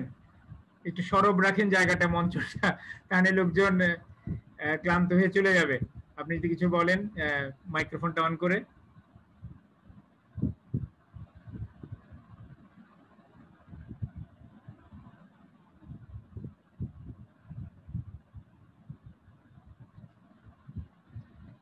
ঠিক আছে, অসুবিধা নেই, আমরা অপেক্ষা করি। বাচ্চু ভাইয়ের জন্য অপেক্ষা করি আমরা। মুকুল, তুমি কি আছো? মুকুল, বিলেতবাসী মুকুল আহমেদ, শুনতে পাচ্ছ আমাকে? আলম ভাই, আমি আছি। আচ্ছা, যদি একটা কথা বলো এই পর্যন্ত আর কি, যতটুকু দেখলে শুনলে, কারণ বাচ্চু ভাই আসতে একটু সময় নিচ্ছে, আমাদেরকে একটু চালিয়ে যেতে হবে, একটু সরব রাখতে হবে, একেবারে নীরব হয়ে গেলে। হ্যাঁ বলো। সরব মানে কি, আমি তো ফিল্মের একদমই চমৎকার লাগলো না তো। উনরা তো আমাদের হিরো। আমি পল্টনে বড় হয়েছি, মানে উনি তো পুরনো পল্টন লাইনে। তো আমি ওটা বলতে যাচ্ছিলাম, যদি প্রশ্নোত্তর পর্বে অবশ্যই বলবে। পাই তো উনরা তো আমাদের হিরো। তখন দূর থেকে দেখতাম যে ওই যে নাসিরুদ্দিন ইউসুফ, বাচ্চু, তারপর অন্যরা ছিলেন। হ্যাঁ, এইভাবে দেখা। তারপরে তো নাটকের তো উনরা একেবারে হিরো। এরপরে ফিল্মে ইয়ে করলেন। আমার কিছু প্রশ্ন আছে, আমি সাজিয়েওছি কিছু প্রশ্ন। রাখো, সাজিয়ে রাখো। বাচ্চু ভাই ঢুকলেন। তুমি এগুলো পরে সব আলোচনা করবে কিন্তু। হ্যাঁ, শেষে আমি তোমার কাছ থেকে এগুলো চেয়ে নেব, তুমি থাকবে শেষ অবধি। বাচ্চু ভাই, আপনি মাইক্রোফোনটা আনমিউট করেন প্লিজ। হ্যাঁ, আমি সরি, আমার এখানে এটা আমার টেলিফোনের ক্রেডিটও শেষ হয়ে গেছিল, তো আমি এখন আবার রিচার্জ করে আবার 1 GB পারচেজ করলাম। অনেক ঝামেলা। আপনি আলফার সম্পর্কে ছিলেন। আলফাতে আমার মনে হলো আমি কিছু কথা বলতে চাই এই সভ্যতা নিয়ে, সমাজ নিয়ে। আমি কিছু কথা বলতে চাই এবং আমার সারা জীবনের যে অভিজ্ঞতা, সে অভিজ্ঞতার আলোকে বলবো। তাহলে একটা চরিত্র একেবারেই নির্মিত হলো, নির্মাণ করার একটা অভিপ্রায় দাঁড়ালো যে এই চরিত্রটার মধ্যে আমার সকল অভিজ্ঞতাগুলি ঢুকিয়ে দিয়েছে।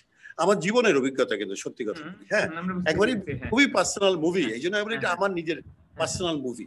এটা অনেকে পছন্দ করবে না, কিন্তু আমার মনে হয় যে ছবিটা বানানো দরকার ছিল।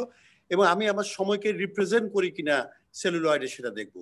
এবং আমাদের যেহেতু তখন আমার এই কাজটা করতে যে আমি আলফা চরিত্রটা নিলাম, এবং ছোটবেলায় আমার সবচেয়ে ইন্টারেস্টিং আমার যখন 8-9 বছর বয়স তখন আমি নবাবগঞ্জ মানে আমাদের এই লালবাগে যে আমি দুটো জিনিস দেখতে পেতাম, খুব আনন্দ হতো। আমি ছোট, আমার ভাইদের হাতে ধরে, সেটা হচ্ছে একটা হচ্ছে মুহররমের তাজিয়া বের হতো এবং মিছিলটা হতো।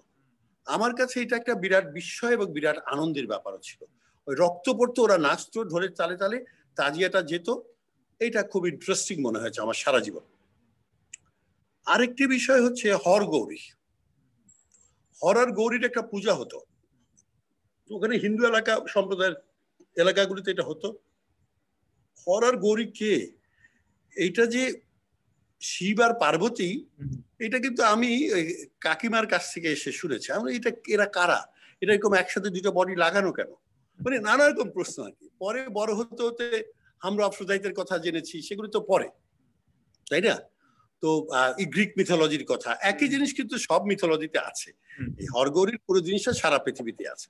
তো এটা আমার আমার আমার ঐতিহ্য হিসাবে আমি মনে করেছি যে আমি যে সময়ে বেড়ে উঠেছি, আমার এখানে যেই ধর্মীয় আচার অনুষ্ঠানগুলি আছে বাঙালি হিসাবে, যেগুলি নিয়ে বড় হয়েছি, পূর্ব বাংলার মানুষ হিসাবে, আমি জলের মধ্যে বড় হয়েছি। সত্যি কথা, প্রচুর নদী ছিল, প্রচুর নাল খাল বিল ছিল। পল্টন পুরোটাই কিন্তু পুরোটা খাল এবং বিলে ভরা ছিল। 58, 59, 60, 61 বায়তুল মোকাররম হওয়া পর্যন্ত পুরোটাই কিন্তু একেবারেই আমরা মাছ ধরতাম এখানে, আমার বাসা এখানে। আমার কথা হচ্ছে যে এই জিনিসগুলো আমার ছবিতে থাকতে হবে, ভিজুয়ালি দেখা যেতে হবে। হ্যাঁ, এইটা দেখ, ওর উপরে চরিত্রটা হাঁটবে, ওর যার জন্য ওর বাড়িটা জলের উপরে।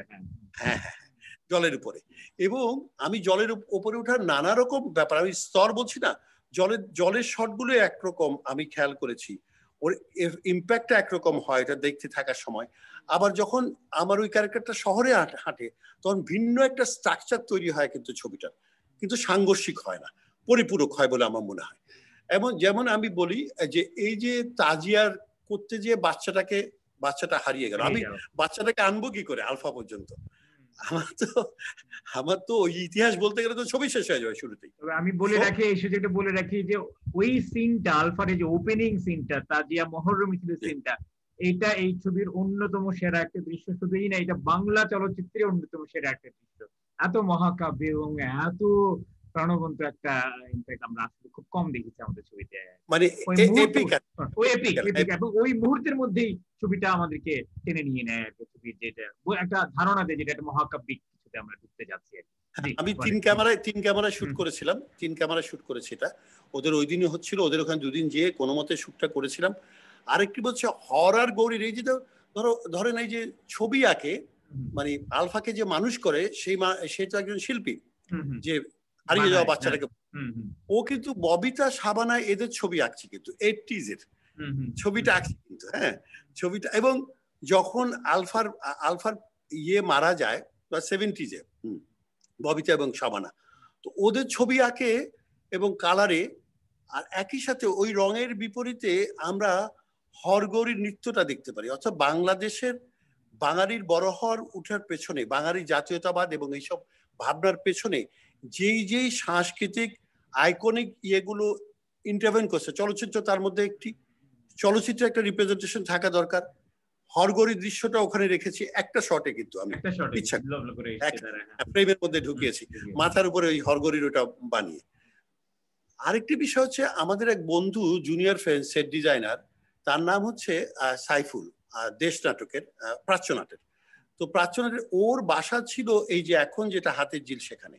ও একদিন আমাকে মহেশমতি গল্প করছিল, বাচ্চু ভাই এরকম একটা বাসা আমি দেখছি তো তোমাদের বাসাগুলো, বলে আমার তো জলের উপরে পানির উপরে বাসা, ওর নিচে একদিন একটা ডেড বডি আসছিল, ওটা যত সরাই দিয়ে ওটা কাছে চলে আসে।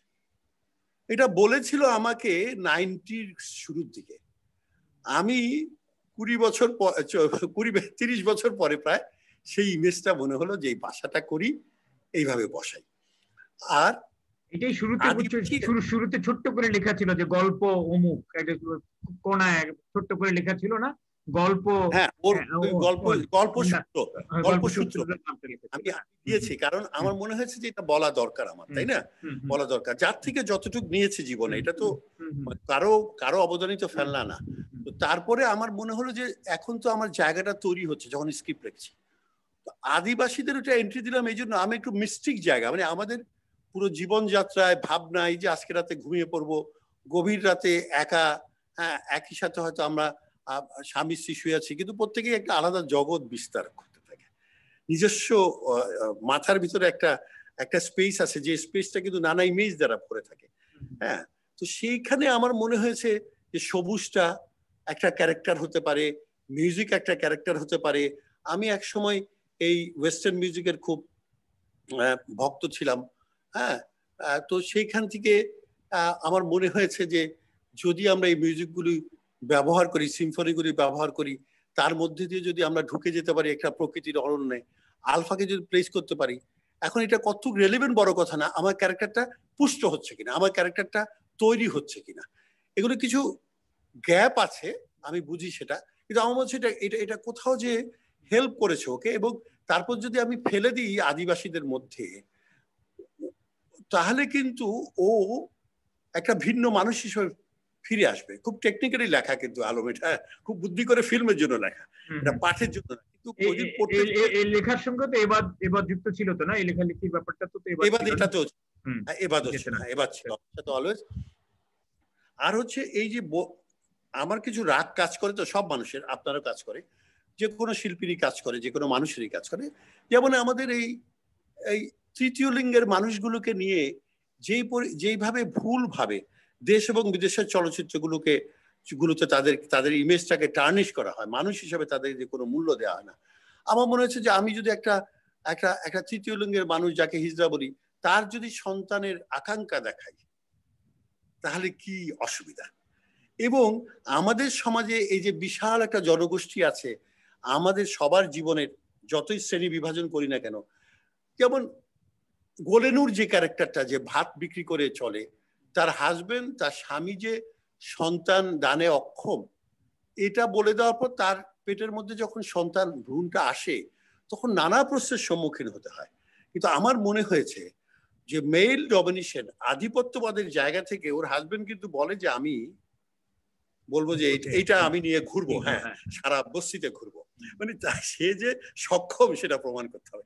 আমার এই নানা রাজনৈতিক, এটা একটা আধুনিক ইন্টারপ্রিটেশন ছিল কিন্তু, এবং আমাদের অনেক শিক্ষিত মানুষরা হয়তো সহজে করবে না, কিন্তু এক নিম্নবর্গের মানুষ একসেপ্ট করে নাই, হ্যাঁ একসেপ্ট করে নাই, ছবিটা দেখেনি কিন্তু সেভাবে। কারণটা হচ্ছে ছবিটা আলোচিত হয়েছে, আমি তরুণ কবি সাহিত্যিক, সবাই অনেক কিছু লিখেছে, একটা বইও নাকি বেরোচ্ছে। আমাকে মনিউদ্দিন খান বাদল বললো যে বাচ্চু ভাই, আমি একটা বড় আর্টিকেল লিখবো, সাথে এদের সবাই ছোট করে নিয়ে একটা বই বের করবো, হ্যাঁ, আলফা নিয়ে। কারণ ওই যে কথাটা আপনি শুরুতে বললেন যে এটা একটা অন্য জায়গায় যাওয়ার একটা সোপান তৈরি হয়েছে, সোপান তৈরি হয়েছে।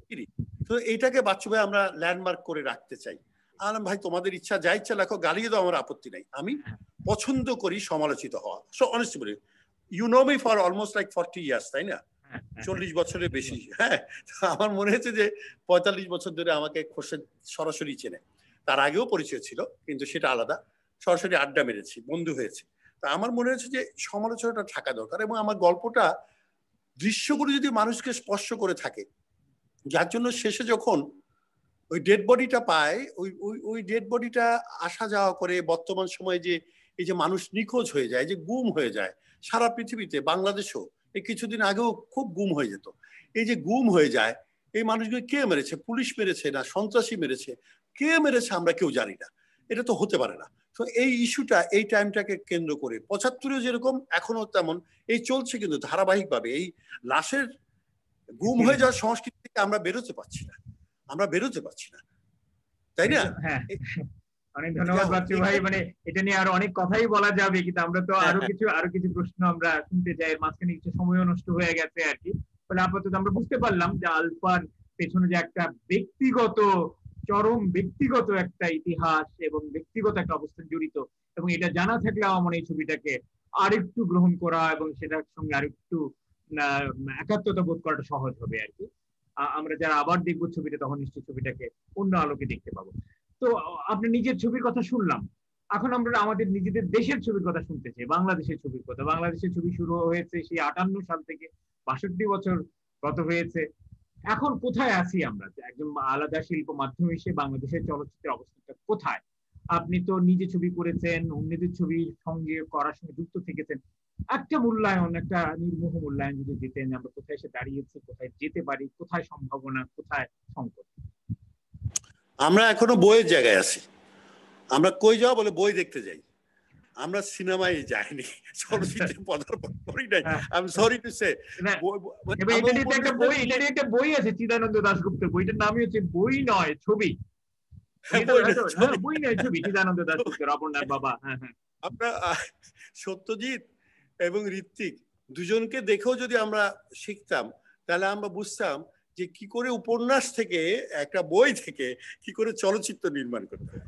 তিতাস একটি নদীর নাম, পথের পাঁচালী, 3 এপিসোড, অথবা নষ্টনীর চারুলতা, আনবিলিভেবল একটা ছবি, তাই না?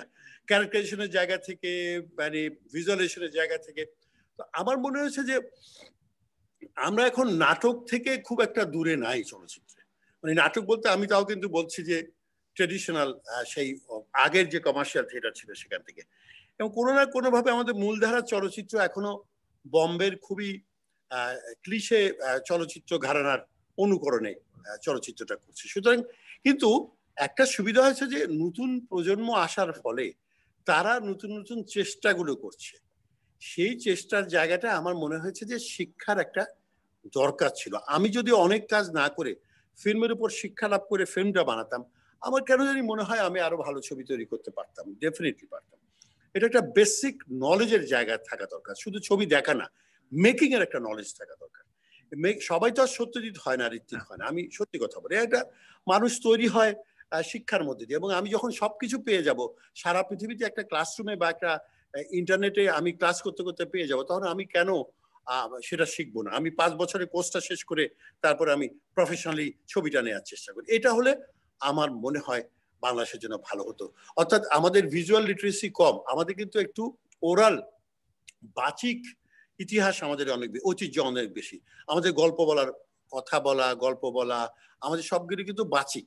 আমাদের এখানে কিন্তু পেন্টিং ছিল, কিন্তু সেই পেন্টিং এর উত্তরণটা সেভাবে ঘটেনি, অনেক পরে এসে জয়নুল আবেদিনের তরফ থেকে ঘটেছে, তারপর থেকে ঘটেছে ধরেন এখন শাহাবুদ্দিন পর্যন্ত বলতে পারি। কিন্তু আর সবই কিন্তু কবিতা, গান এবং যাত্রা, পালা, মনসা মঙ্গল সবই কিন্তু বাচিক।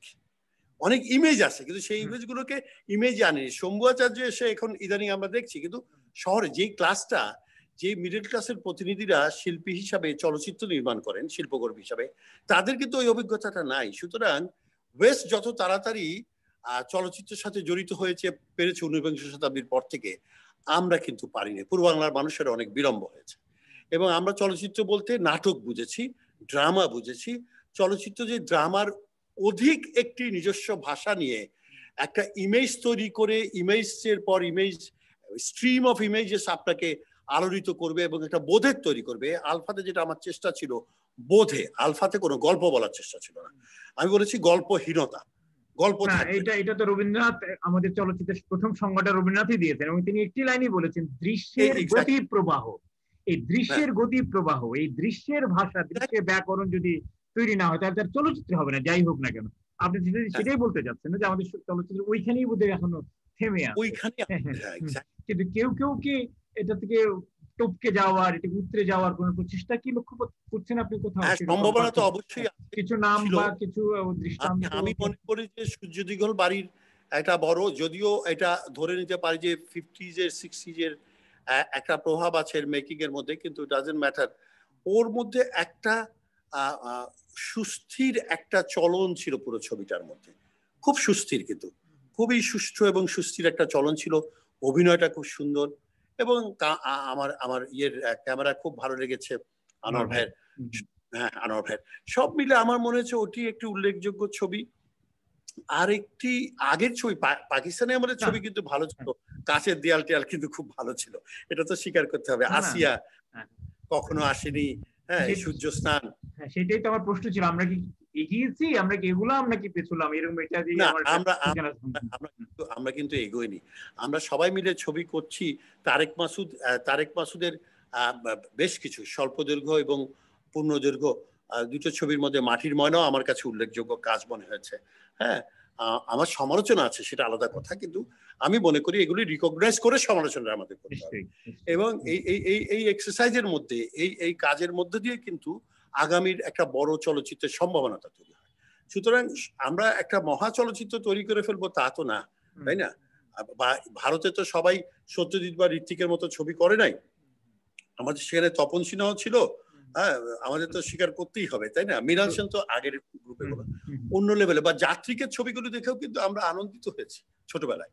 আমরা তো অজয় অজয় অজয়ের ছবিগুলো দেখে খেয়াল নাই, যাত্রিক বলে একটা গ্রুপ ছিল, শুধু শুধু গান টান মিডিয়ে ছবি করতো, এন্টারটেইন করতো, ওইটাও কিন্তু না। আমার কথা মেইন স্ট্রিমে আমাদের ছবি কি দরকার, আমাদের এখন গল্প বলার 2-4 জন মানুষ দরকার। হ্যাঁ, গল্পটা গল্পের মতো করে বলতে হবে মানুষকে, গল্পের মতো করে বলতে হবে, সেই জায়গায় বিরাট রয়েছে।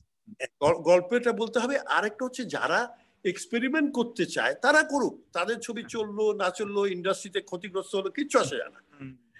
ওইটা না হলে কবিতাটা তৈরি হবে না। কিন্তু কাঠামোটা এবং পুরো ইন্ডাস্ট্রিটা যদি ভায়াবল করতে হয় আমাদের, আর করোনার পরে একটা বড় চ্যালেঞ্জের মুখোমুখিতে আমরা আসছি, মানুষ হলে যেতে যেতে কতদিন লাগবে, তাহলে চলচ্চিত্রটা নির্মাণ করে কোথায় রিলিজ করবো, কত সংকট আছে আমাদের, সেই বিষয়ে পরে না না আমার এর পরের প্রসঙ্গই আসলে এটা, পরের প্রসঙ্গে তাহলে আমি চলেই যাই। সত্যি আপনি যদি ইন্ডাস্ট্রি শব্দটা যদি ব্যবহার করেই ফেলেছেন আর কি, আমি মনে করি আমাদের সেদিকে যাওয়া উচিত। চলচ্চিত্র নির্মাণ একটা দিক, আর চলচ্চিত্র প্রদর্শন, চলচ্চিত্রের বিপণন, চলচ্চিত্র দর্শন, চলচ্চিত্র শিল্পীদের যথাযথ স্বীকৃতি সম্মানী সব মিলিয়ে যে একটা বৃহৎ পরিমণ্ডল, একটা আরেকটার পরিপূরক। এই পরিমণ্ডলটা সঠিকভাবে তৈরি না হলে, তার মধ্যে পেশাদারিত্ব না এলে, তার মধ্যে বৈশ্বিক একটা ন্যূনতম মানদণ্ড তৈরি না হলে কিন্তু আবার এই নির্মাণের ক্ষেত্রটাও কিন্তু বিঘ্নিত হবে। আবার নির্মাণও যদি সেইভাবে ওই ধরনের খুব মানে একটা মানসম্পন্ন এবং খুব ডিমান্ডিং ছবি তৈরি না হয়, সেও কিন্তু তখন পরিমণ্ডলটাকে পাল্টানোর ব্যাপারে একটা ভূমিকা রাখতে পারে।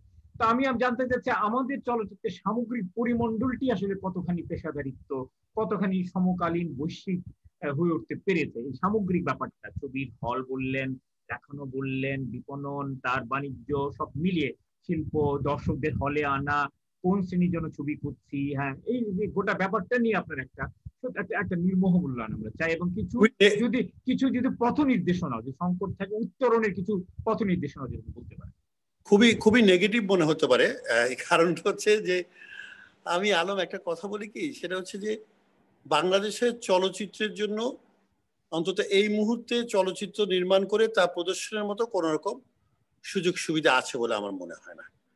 প্রথমত হচ্ছে আমাদের এখানে খুব ভালো ল্যাব নেই। আমি ল্যাব বলতে কেমিক্যাল ল্যাব বলছি না, আমি বলছি ডিজিটাল ল্যাব, সেটা নেই। আমাদের মেধার সংকট আছে, আমাদের নলেজের সংকট আছে, আমাদের ট্রেইনড একটা ডিসিপ্লিনের প্রশিক্ষণের মধ্যে দিয়ে একটি শৃঙ্খলা চলচ্চিত্র নির্মাণ, এগুলি সংকট আছে। কিন্তু ধরেন যারা চলচ্চিত্র মসজিদুল ইসলাম বানাচ্ছে, বা তরুণ এই যে রাশেদ চৌধুরী, রাশেদ চৌধুরী বানাচ্ছে, অথবা আমাদের আগে যে কয়জন বানিয়েছে, কামার আহমেদ সাইমন বানিয়েছে, হ্যাঁ এখন কামার আহমেদের শুনতে কি পাও, হ্যাঁ সেই ছবিটা এখন সিনেমা হলে রিলিজ করার কি কোন রকম সুযোগ আছে? নেই তো, তাই না? এখন এই যে সুযোগ নেই, অর্থাৎ কি আমাদের প্রজেকশনের ব্যবস্থা, সেই পাকিস্তানে লাগালো প্রজেক্টর গুলো, ওই যে চারকোলের ল্যাম্প দিয়ে চলে, সেগুলো নষ্ট হয়ে গেছে। এখন ডিজিটাল যে ক্যামেরাগুলি বসিয়েছে এগুলো একেবারেই নন প্রফেশনাল, এবং এগুলির মধ্যে দিয়ে কিছু দেখা যায় না। আপনি 2K 4K এখন পাচ্ছেন, আমি তো শুট করছি 4K-তে, আপনি প্রজেকশন করছেন কিসে? আচ্ছা, 2 নম্বর হচ্ছে সাউন্ডটাই অনেক, আমি বলি প্রজেক্টরের চেয়ে খরচ বেশি কোথায়? সাউন্ডে। কিন্তু আপনি 5.2 বা 7.2 যদি সারাউন্ড সিস্টেম নেন এবং সেটা যদি ডলবি নেন, তাহলে it will cost you at least ধরেন 200 লোককে শোনাতে গেলে আপনাকে খুব কম করে হলে 50 লক্ষ থেকে 60 লক্ষ টাকার ইকুইপমেন্ট কিনতে হবে, খুব কম করে। আর আপনি যদি 500 লোকের করতে যান তাহলে কোটি টাকার উপরে চলে যাবে আপনার শুধু সাউন্ডে। সাউন্ড খুব বড় ভূমিকা পালন করে চলচ্চিত্রে। এখন আমাদের প্রথমত মানুষ, আমি একটা সিনেমা হল করেছিলাম, আমার সেই অভিজ্ঞতার কথা বললে হবে। আমি নাম দিয়েছিলাম পিক সিনেপ্লেক্স। আমার মধ্যে এক ধরনের মানে পাগলামি আছে, তো সেখান থেকে আমি কিছু টাকা পয়সা ব্যাংক থেকে লোন করে আমি একজনের সহায়তায় আমি বিক্রমপুরে তাদের জমির উপরে সিনেমা হল করলাম। 2টা সিনেপ্লেক্স, 100-200 সিট, দেখার মতো সর্বাধুনিক। আমি বসুন্ধরা চেয়ে বেটার থিয়েটার করেছিলাম। কিন্তু গ্রামে টিকিট বিক্রি হলো, সিরাজদি খা বলে জায়গাটার নাম, ইছামতি নদীর তীরে, মানে পদ্মার একটু আগে। ওখানে 15টা, 20টা, 25টা। আমি সিনেমার টাকা মানে যে প্রডিউসারের টাকা দিয়ে, হল ভাড়া দিয়ে আমি দেখেছি যে আমার প্রতিদিন প্রায় 1010 থেকে 20,000 টাকা লস হচ্ছে। একটা হলে, 2টা হলে 40-50 হাজার টাকা। আমি 6 মাস চালাবার পর মাননীয় মন্ত্রী গিয়েছিলেন এটা উদ্বোধন করতে, এই হাসান হক ইনু, ওনারা তো অনেক বড় বড় কথা বললেন, কিন্তু আসলে পরে কিছুই ঘটলো না। ওইভাবেই সিনেমা হলটা থাকলো, আস্তে আস্তে বন্ধ হয়ে গেল, এখন বন্ধ আছে। এখন আমার ইন্টারেস্টটা বাড়তে বাড়তে খুব বাজে জায়গায় চলে গেছে আমার ব্যাংকে, কারণ আমি তো টাকা ফেরত দিতে হবে আমাকে, কিছু কিছু দিয়েছে অন্য জায়গা থেকে এনে। এখন মুশকিলটা হচ্ছে যে সিনেমা হলে কি হয়েছে, দর্শক নেই। দর্শক নেই কেন? পরিবেশ নেই। পরিবেশ নেই কেন? সামাজিক নিরাপত্তা নেই। আর 2 নম্বর হচ্ছে আপনি ভালো সিনেমা নেই, প্রোডাক্টটা কই? যে কন্টেন্ট সেই কন্টেন্টটা তো ওর কন্টেন্ট না, ও মনে করছে যে এটা ওর কন্টেন্ট না, ওইটার জন্য তৈরি না যে ছবিটা যাচ্ছে, অথবা এর চেয়ে বেশি কিছু আশা করেছিল। ওর ডিমান্ডটাকে, ওর ডিজায়ারটাকে আমরা মিট করতে পারছি না, এটা আমার মনে হয়েছে। এবং কোন রকম পদ্ধতি, আধুনিক পদ্ধতি অবলম্বন করে করছে না। 1971 সালে 1560 না 1570টা সিনেমা হল ছিল, এখন এটি 150-র কাছাকাছি নেমে এসছে। আরো কমে গেছে, করোনার মধ্যে বোধহয় আরো কমে গেছে এখন নেই, এখন সিনেমা হল নেই। না, তার আগে 250 ছিল। আমি যখন সিনেমা হল শুরু করেছি 3 বছর আগে, তখন 250 ছিল। এটা 2 বছরের মধ্যে আরো কমেছে। আর সরকার, আমাদের মাননীয় প্রধানমন্ত্রী শেখ হাসিনা একটা ভালো উদ্যোগ নিয়েছিল, সেটা একটু জানা দরকার সবার। উনি বলেছিলেন যে আমি পুরনো সিনেমা হলগুলি রিনোভেট করেন, আমি টাকা দিচ্ছি। ওই কমিটিতে আমি, ক্যাথরিন, আমরা মেম্বার হয়েছিলাম। আমরা বলেছিলাম টেকনিক্যাল ক্যাথরিন দেখবে আর অন্যান্য জিনিসগুলো আমি দেখবো, তথ্য মন্ত্রণালয় করেছিল। কিন্তু আশ্চর্যজনক হচ্ছে যে আমরা বিজ্ঞাপন দিয়েছি, আমরা তথ্য এবং সংবাদ পরিবেশন করেছি বিভিন্ন টেলিভিশন এবং ইয়ের মধ্যে, প্রিন্ট মিডিয়াতে, আমরা কোন রকম সাড়া দেখিনি। পরে আমরা যে দেখলাম এটা যারা ওন করে, তার বাবা একজন ছিল, কিন্তু তার তো 4 ভাই বোন, 4 সন্তান বা 3 সন্তান। এক সন্তান এইটাতে একটা মাদ্রাসা দিতে চায়, এক সন্তান এটাতে একটা বিপণী বিতান করতে চায়, এক সন্তান এটাকে সিনেমা হল করতে চায়, তাহলে কি করে হবে? এটা একটা বেসিক প্রবলেম আছে। তাহলে খুব অমানিসা, অন্ধকার বাংলাদেশের চলচ্চিত্রের জন্য। কিন্তু শেখ হাসিনা আরেকটা স্টেপ নিয়েছে, এটা আমি অ্যাপ্রিসিয়েট করি, কতটুক হবে জানি না, হচ্ছে কিছু কিছু। শিল্পকলা একাডেমিতে টোটাল বাংলাদেশের 150টা সিনেমা হল উনি তৈরি করছেন 200 লোকের জন্য, 4 ইয়েতে, এবং সেটা হচ্ছে 200 সিট, 150 সিনেমা হল হবে সারা বাংলাদেশে। এইটা আমরা নাটক করার মতো সিনেমা হল বুক করে আমরা ছবি রিলিজ করতে পারবো, কমার্শিয়াল ছবির পাশাপাশি। এটা খুবই চমৎকার একটা মানে সিদ্ধান্ত, দারুণ হবে। কিন্তু আমার মনে হয় এখানে সঙ্গে সঙ্গে আরেকটা জিনিস আমাদের ভাবা দরকার আছে। চলচ্চিত্র রয়ে গেছে তথ্য মন্ত্রণালয়ের অধীনে, আর শিল্পকলা একাডেমি সমস্ত কিছু, সব শিল্পই হচ্ছে সংস্কৃতি মন্ত্রণালয়ের বিরুদ্ধে। আমাদের কি মনে হয় এদিকে দ্রুত এটা একটা সুরাহা করা দরকার? তা নাহলে এখানে একটা সমন্বয়হীনতা, একটা বিরোধ, একটা প্রতিদ্বন্দ্বিতা শুরু হয়ে যেতে পারে। আমার এই জায়গাটা আপনি কি বলেন? আপনার কি মনে হয় এই ক্ষেত্রে অবশ্যই আমি মনে করি যে নীতিগতভাবে চলচ্চিত্র সংস্কৃতি মন্ত্রণালয়ে আসা উচিত, এমনিতেই নীতিগতভাবে। এখন তো আরো বেশি হতে হবে তাহলে। আমি সংস্কৃতিকর বিষয়ে মনে করি চলচ্চিত্র সংস্কৃতি মন্ত্রণালয়ে আসা উচিত। আরেকটা জিনিস বলি, তথ্য মন্ত্রণালয় কি নিয়ন্ত্রণ করবে? অনলাইন কি চলছে না? যা ইচ্ছা তাই লিখছে, কিন্তু খারাপ ভালো দুই দিকেই। ভালো লিখছে, খারাপ যখন লিখছে পুরোপুরি কোন রকম সত্যতা ছাড়া, কিন্তু অনলাইনে আমরা নানা কিছু, ফেসবুকে আমরা নানা কিছু লিখছি।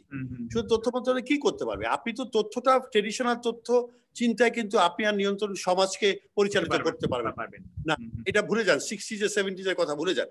নতুন মিলেনিয়াম, নতুন ভাবনা, আমরা অন্যভাবে এগোবো। সেখানে তথ্য উচিত বলে দেওয়া যে টেলিভিশন আর রেডিও ছাড়া তারা সবকিছু কালচারের হাতে ছেড়ে দেওয়া উচিত। এটা আমি ফলে পাশাপাশি এই দাবিটাকে আপনার তুলতে হবে। যাই হোক, আমাদের সময়ও অনেক সময় চলে গেছে। কিছু দর্শক শ্রোতা আছেন, কয়েকজন কিছু প্রশ্ন নিয়েও বসে আছেন।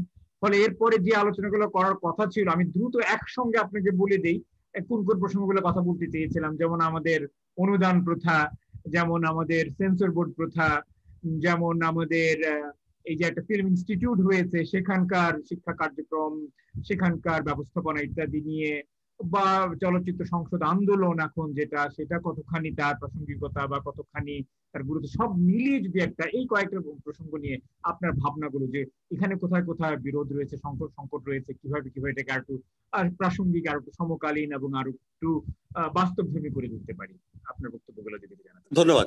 আমি আসলে চলচ্চিত্র সংসদ আন্দোলন নিয়ে বলবো যে এটা খুব একটা আর এখন ইম্প্যাক্টটা নাই। বরঞ্চ স্বল্পদৈর্ঘ্য চলচ্চিত্র ফোরামের মতো সংসদ বা আমরা শর্ট ফিল্ম ফোরাম যেটা বলছি, ফোরামের মতো একটা আয়োজন প্রত্যেকটা জেলায় জেলায় যদি গড়ে উঠত। আমরা যেমন চেষ্টা করছি এখন রাজশাহীতে ঋত্বিক চলচ্চিত্র সংসদ আছে, সেখানে ঋত্বিক একটা ভবন করতে। আমি ওখানকার চলচ্চিত্র কর্মীদের সাথে কথা বলছি, কারণ আমরা দেখছি আমরা নিজেরা চলচ্চিত্র বানিয়ে বরঞ্চ ইয়াংদেরকে সারা দেশে 8টা বিভাগে যদি 8টা ফোরাম করতে পারতাম, আমরা 8টা বিভাগ থেকে কিন্তু নতুন চলচ্চিত্র নির্মাতাদের দেখতে পেতাম, বোদ্ধাদের পাশাপাশি, সমালোচকের পাশাপাশি। তো সেই জিনিসটা করার জন্য আমার মনে দরকার চলচ্চিত্র সংসদ আন্দোলন যদি কেউ করতে চায়, সেটা কিন্তু আলাদা এক ধরনের অ্যাক্টিভিস্ট লাগবে। মেকার হলে হবে না, মেকাররা কিন্তু আর সময় দিতে পারবে না, বিকজ ওর নিজের মেকিং, ওর নিজস্ব ডিস্ট্রিবিউশনও খুঁজতে হচ্ছে এখন আমাদের প্রত্যেককে। 1 2 নম্বর হচ্ছে যে অনুদান প্রথা নিয়ে বলছিলাম, আমাদের অনুদান সেন্সর প্রথা নিয়ে আমি মনে করি সেন্সর প্রথাটা থাকা উচিত না, সার্টিফিকেশন বোর্ড। তো মাননীয় প্রধানমন্ত্রী একটা সিদ্ধান্ত দিয়েছে, ওই বোর্ডের ওই কমিটির মেম্বার আমি মোর্শেদুল ইসলাম, মামুন রশিদ, আরো কয়েকজন। কিন্তু আমি দেখেছি যেটা ওনারা করছেন এখন, সেইটা কিন্তু আমাদের মনোপুত হয়নি। তারা সেন্সর বোর্ডের ওগুলিকে একটু পরিবর্তন করে সেন্সরের জায়গায় ওনারা সার্টিফিকেশন শব্দটা লিখছেন, কিন্তু আর সব আগের মতো আছে। তাহলে কি লাভ হলো? আমরা বলছি আপনারা সার্টিফিকেট দিবেন যে এটা, ওরা এখন লিখছে এটা থাকতে পারবে, এটা থাকতে পারবে না।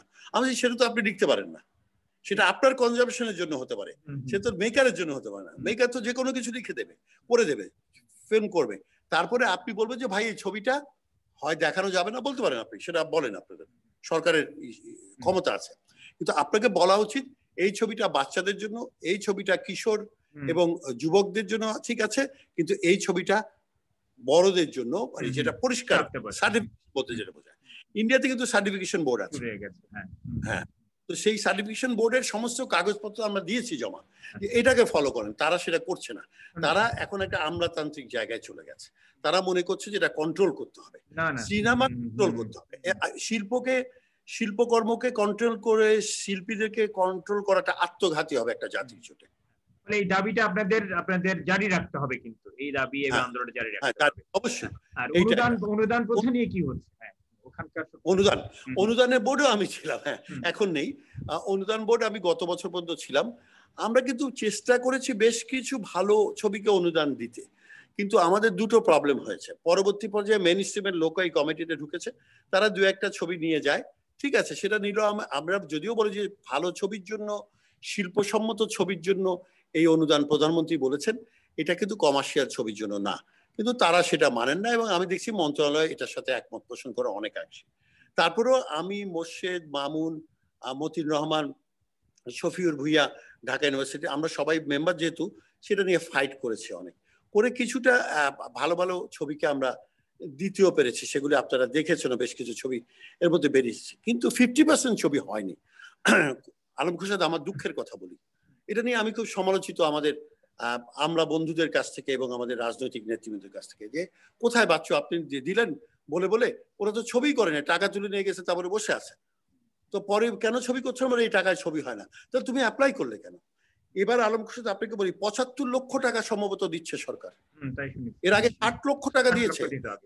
60 আর 75 লক্ষ টাকা যদি দিয়ে থাকে, তাহলে সেই ছবি দিয়ে প্রায় আপনার আনসার প্রিন্ট পর্যন্ত যাওয়া যায়, যদি আপনি একটা হিসাব করে ছবিটা নির্মাণ করেন।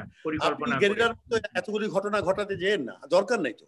আপনি একটা গল্প বলেন না, সুন্দর গল্প বলেন না, তো সুতরাং এইটাও কিন্তু আমাদেরও কিছু ব্যর্থতা আছে। সরকার দিচ্ছে, সরকারের দেয়ার মধ্যে ওদের কিছু বিধিনিষেধ আছে, এগুলি সরাতে হবে। যেমন তেমনি করে আমাদেরকে প্রস্তুত হতে হবে যে আমি অনুদানটা এই 10 টাকার মধ্যে দিয়ে আমি কি করে একটা শার্ট সেরাবো। আমার কাপড় সেলাই করতে হবে, আমার কট্টুক কাপড়, 2 গজ কাপড় সেলাই করতে হবে, 10 টাকা হাতে আছে। আমি এখন 100 টাকার বাজেট নিয়ে নামলে তো হবে না। সেটার জন্য আপনি আলাদা প্রজেক্ট করেন, সেটা করেন, সেটা সরকারের সাথে কথা বলেন। অনুদান 10 লক্ষ টাকা করে আমরা দিচ্ছি, আবার কার জন্য? শর্ট ফিল্মের জন্য। এখন সেটা 15 লাখ, 20 লাখ বলেছিলাম, 15 লাখ হচ্ছে। অর্থাৎ 20 লাখ টাকা যদি দেয় বা 15 লাখ টাকা দিলে, তাহলে ওই শর্ট ফিল্মের জন্য, 20 মিনিটের ছবির জন্য আপনার কোনো টাকা দরকার হবে না। তাহলে শর্ট ফিল্মের যে স্বল্পদৈর্ঘ্যের যে আন্দোলন, সেটা আসলে একটা বড় আন্দোলন তৈরি হতে পারে দেশে। এবং আমি বলছি 20টা ছবিকে দেন প্রতি বছর। এই দেয়ার মধ্যে ঝামেলা আছে। আমিও স্বীকার করি আমরাও পুরোপুরি নিয়ন্ত্রণ করতে পারি না, এখন তো আমরা বোর্ডে নাই, আমি নাই, মোর্শেদ মামুন রশিদ নাই। এগুলো নিয়ে আমাদেরকে সরব হতে হবে, এগুলো নিয়ে সংগঠিত হতে হবে, এই দাবিগুলো আদায় করে নিতে হবে, কারণ এটা আমাদের পাশ। এটার জন্য আন্দোলন করা দরকার চলচ্চিত্র কর্মীদের। শেষ প্রসঙ্গ করে আপনার কাছে শুনি আমি চলে যাব আলোচনা, মুক্ত আলোচনা চলে যাব।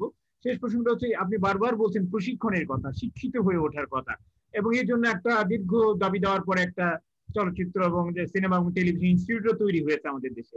এটা কি আমাদের মনের মতো হচ্ছে এবং এটার ভিতর থেকে আমরা কি ফল পাচ্ছি বা কতখানি ফলপ্রসূ সেটা হবে বলে আপনি মনে হবে, তার জন্য কি করণীয় আমাদের? দুঃখজনক ভাবে আমিও এই বোর্ডের মেম্বার, বিসিটিআই বাংলাদেশ চলচ্চিত্র টেলিভিশন। এখন এইটার এখন পর্যন্ত পূর্ণাঙ্গ কাঠামোটা হয়নি, মানে তৈরি হয়েছে, সেখানে অনেক ভুলভ্রান্তি আছে। আমরা অনেক ভালো টিচার পাবো না, শিক্ষক পাবো না যারা পাস করে আসছে, গ্রাজুয়েশন করে আসছে। সেখানে শিক্ষকের জায়গায় লিখেছে, আমরা বলেছিলাম লেকচারার অ্যাসিস্ট্যান্ট প্রফেসর দেন, অ্যাসিস্ট্যান্ট প্রফেসর দেন, ওটা না দিয়ে তারা ইনস্ট্রাক্টর দিয়েছে। এটা শুনেই অনেকে পুরা থেকে যারা এসআরটি পাস করছে তারা আসছে না, ঢাকা বিশ্ববিদ্যালয় থেকে মাস্টার্স করেছে তারা আসতে চাইবে না। আর নিজস্ব জায়গা দরকার ছিল। এখন একটা জায়গা মাননীয় প্রধানমন্ত্রী দিয়েছে, সেখানে 4 বিঘা মতো জায়গা, সেখানে 4 একর মনে হয় সেখানে হচ্ছে। কিন্তু আমার মনে হয়েছিল যে একটা ঢাকার বাইরে যদি একটা ইনস্টিটিউট করা যেত, পুরা যেরকম হয়েছিল, ঢাকার বাইরে যদি হতো, মেঘনার পারে, হ্যাঁ, অথবা যে কবিরপুরে ওদের যে বড় একটা জায়গা আছে তথ্য মন্ত্রণালয়, ওখানে যদি করা যেত, ওখানে 100-200 একর জমি, সেখানে যদি করা যেত ভালো হতো। স্পেস লাগে, একটা প্রকৃতির পরিবেশ লাগে, বাচ্চাদের দৌড়াদৌড়ি করা, তাদের কথা বলা, গল্প করা, গল্প না করা, একেবারে শুয়ে থাকা, মানে বুঝতে শহরের কোনো অন্য কোনো নেচার এবং পড়ালেখা ছাড়া অন্য কোনো লোভনীয় আহ্বান থাকবে না। জায়গাটা এরকম হওয়া উচিত। শহরে নানা লোভ আছে না, আমাদের নানা লোভ আছে, বেরোলে কাবাব পরোটা পাচ্ছি, আর একটু গেলে একটা, মানে এগুলি যেন না থাকে। সেখানে কি হয়েছে ঘটনাটা, এক হচ্ছে কার্যক্রমটা এখন পর্যন্ত শিক্ষা হয়নি, কারিকুলামটা এখন পর্যন্ত প্রপার না। যা হচ্ছে, আমরা যে 2 বছর আর 1 বছরের ডিপ্লোমা করেছি, এগুলি প্রপারলি হচ্ছে না, এগুলি প্র্যাকটিক্যাল জায়গা আমাদের খামতি আছে। এটা নিয়ে আমরা চিন্তা ভাবনা করছি, এটাকে আমূল পরিবর্তন করা যায় কিনা, এমনকি বিদেশি শিক্ষকদেরকে নিয়ে এসে এসআরএফটি এবং পুনা এদের সাথে। আমি সমীরণ দত্তকে বলে রেখেছি, ভাই তুমি আসো। আমার সঙ্গে ব্যক্তিগতভাবে কথা হয়েছে নীলোৎপল মজুমদারের কথা, যিনি এসআরএফ ছিলেন, এখন মণিপুরে ফিল্ম ইনস্টিটিউট উনি তৈরি করছেন, অনেকে তারা নিয়ে গেছে। ওনার কথা আমি বলে আমি এক পায়ে খাড়া আছি ঢাকায় বাংলাদেশে, যদি আমার কিন্তু ওর সাথে নিয়মিত কথাবার্তা হয়, টেলিফোনে হয়। ফলে এগুলো একটু মাথায় রাখবেন, মনে রাখবেন। আমার মনে হয় একটা জিনিস কাঠামো দাঁড় করিয়ে দিলাম, শুধু চলতে থাকলে হবে না, এটাকে ফলপ্রসূ করে তোলার জন্য যা যা করণীয় যেন আমরা সবাই মিলে করতে পারি, তাহলে আমরা উপকৃত হবো। তা নাহলে কিন্তু একই মানে বৃত্তেই আবর্তিত হতে থাকবো। যাই হোক, আমাদের আলোচনার এই পর্বটা আপাতত শেষ করছি, করে একটা আমি বিরতি নিচ্ছি। কিছু প্রশ্ন বা কিছু মানুষজন এখানে জুমে আছেন, কিছু লাইভও আসছে। বিশেষ করে একটু আগে আমাদের বন্ধু বিলেতে থাকে নাট্যজন, আপনি হয়তো চিনবেন না তাকে, নাটকের মানুষ মুকুল আহমেদ, ঘেটো টাইগার্স মুকুল, লন্ডনে থাকে। মুকুল আহমেদ কিছু প্রশ্ন বোধহয় আপনার জন্য তৈরি করেছে। আমি মুকুল তোমাকে আহ্বান করছি তোমার প্রশ্ন বা মন্তব্য বা বক্তব্য নিয়ে একটু সামনে আসবে। হ্যাঁ মুকুল, এসছে, তোমার মাইক্রোফোনটা আনমিউট করো, মাইক্রোফোনটা আনমিউট করো মুকুল। হ্যাঁ পাচ্ছ ভাই? হ্যাঁ মুকুল, বল। ধন্যবাদ নাসিরুদ্দিন ইউসুফ, চমৎকার উপস্থাপনা আর বিস্তার। আলম ভাই, এই ওনাকে আনার পরে আমরা একটা বিশাল প্রেক্ষাপট বুঝতে পারলাম বাংলাদেশের সিনেমার। আজকে যেহেতু নাটক নিয়ে কথা হয়নি, আমি কতগুলো এরিয়া আলম ভাই আপনি কভার করেছেন, হ্যাঁ, যে আমরা এগিয়েছি না পিছিয়েছি সেটা পরিষ্কার হয়ে গেল। আমি শুধু 2-3টে বিষয় একটু বিস্তারিত প্রশ্ন করে ফেলবো, একটু সময় নেব, 2 মিনিট। নাসিরুদ্দিন ইউসুফকে, আপনি যখন বললেন যে বাংলাদেশে বা আমাদের অঞ্চলে খুব ন্যারেটিভ ধর্মী, মানে লেখার ওইভাবে হয় না, আমি বোধহয় একটু দ্বিমত পোষণ করব। কারণ আমরা কিন্তু আপনাদের মানে আলম ভাইকে গ্যাপে বলছিলাম যে দূর থেকে আপনাকে দেখতাম আমরা পুরনো পল্টন লেনে, আপনাদের বাসায় আমি গিয়েছিও, জামি ভাই পাঠিয়েছিলেন একবার, আপনাদেরই সহযোদ্ধা জামি ভাই, চুনি ভাই, উনরা পাঠিয়েছিলেন আপনাদের বাসায়। সেটা হচ্ছে যে ছোটবেলায় আমরা কোনটা দেখেছি, আপনি একটু আগেই বললেন নদী ও নারী, তারপরে সালাউদ্দিনের একটা ফিল্ম মনে আছে আমার, সূর্য স্নান বলেছি আমি, এটার নাম আপনি বলেছেন, হ্যাঁ। তারপরে আপনার মুখ ও মুখোশ, এইসব ছিল একেবারে বিশ্বমানের ছবি আমি মনে করি ব্যক্তি বা জাগো হুয়া সাভেরা। হ্যাঁ, তো তখন কারা লিখতেন? মুর্তজা বশীর, সৈয়দ হক। তো ওই অঞ্চল থেকেই যদি এরা লিখতেন, তাই না? আহমেদ জামান চৌধুরী বোধহয় কিছু লিখেছেন। তো সেই ট্রেডিশনটা ছিল, মানে সেটাকে কোনোভাবে নষ্ট করা হয়েছে বা ধ্বংস করা হয়েছে। আমার প্রশ্নটা হচ্ছে যে সেই ন্যারেটিভ ধর্মী যদি হয় সেটা থেকেই তো সিনেমাতে আনা যেতে পারে। আচ্ছা, এক নাম্বার। নাম্বার টু, আপনি অনুদানের কথা বললেন। এই কিছুদিন আগে বিলেতে একটি ছেলে, সে 45 পাউন্ড দিয়ে, অর্থাৎ বাংলাদেশি টাকায় 5,000 টাকায় ছবি তৈরি করে আইফোন দিয়ে সেটা ক্যানে পুরস্কার পেল। আর অ্যালভারেজের ছবি একটা, সেটা মাত্র $17,000, অর্থাৎ বাংলাদেশি টাকায় 15 লক্ষ টাকা। তার মানে দাঁড়াচ্ছে যে সত্যজিৎ রায় যদি ভাঙাচোরা ক্যামেরা, যেটা অলরেডি মিউজিয়ামে চলে গেছিল আমেরিকার অ্যারি, সেটা দিয়ে যদি বিশ্বমানের ছবি তৈরি করতে পারেন, যে ক্রেন ধ্বংস হয়ে গেছে ইন্দ্রপুরী স্টুডিওতে, তাহলে আমার যেটা কথাটা যে টেকনিক্যালি আমরা অ্যাপ না অ্যাক্সেস নাই, এটা ধোপে টিকছে না। Number one. পয়সার ব্যাপারটা, টেকনোলজি ইজ সো ইজি, মানে এত ইজি অ্যাক্সেসিবল। সৌদিতে বসে এক মহিলা ছবি করে পুরস্কার পেয়ে গেলেন। তার মানে টেকনোলজিক্যালিও আমি আপডেটেড নই আমার। আচ্ছা, আর আরেকটা বিষয় আমি আপনার কাছে জানতে চাইবো যে যখন ধরেন আমি 3টে দেশের কথা বলতে চাই, সেটা হচ্ছে ভারতে যেটা সত্যজিৎ রায়রা শুরু করেছিলেন, ওনাদের বাজেট ছিল একেবারে শু স্ট্রিং বাজেট, একবার শট নেওয়া হবে, দ্যাটস ইট, ওকে করতে হবে। আচ্ছা, জাপানে উজু বা কুরোসাওয়া যেটা করেছেন, কিংবা হালের ইরানে, তারা কিন্তু কখনোই বলেন নাই যে আমাদের একটি সিনেমার ভাষা তৈরি করতে হবে।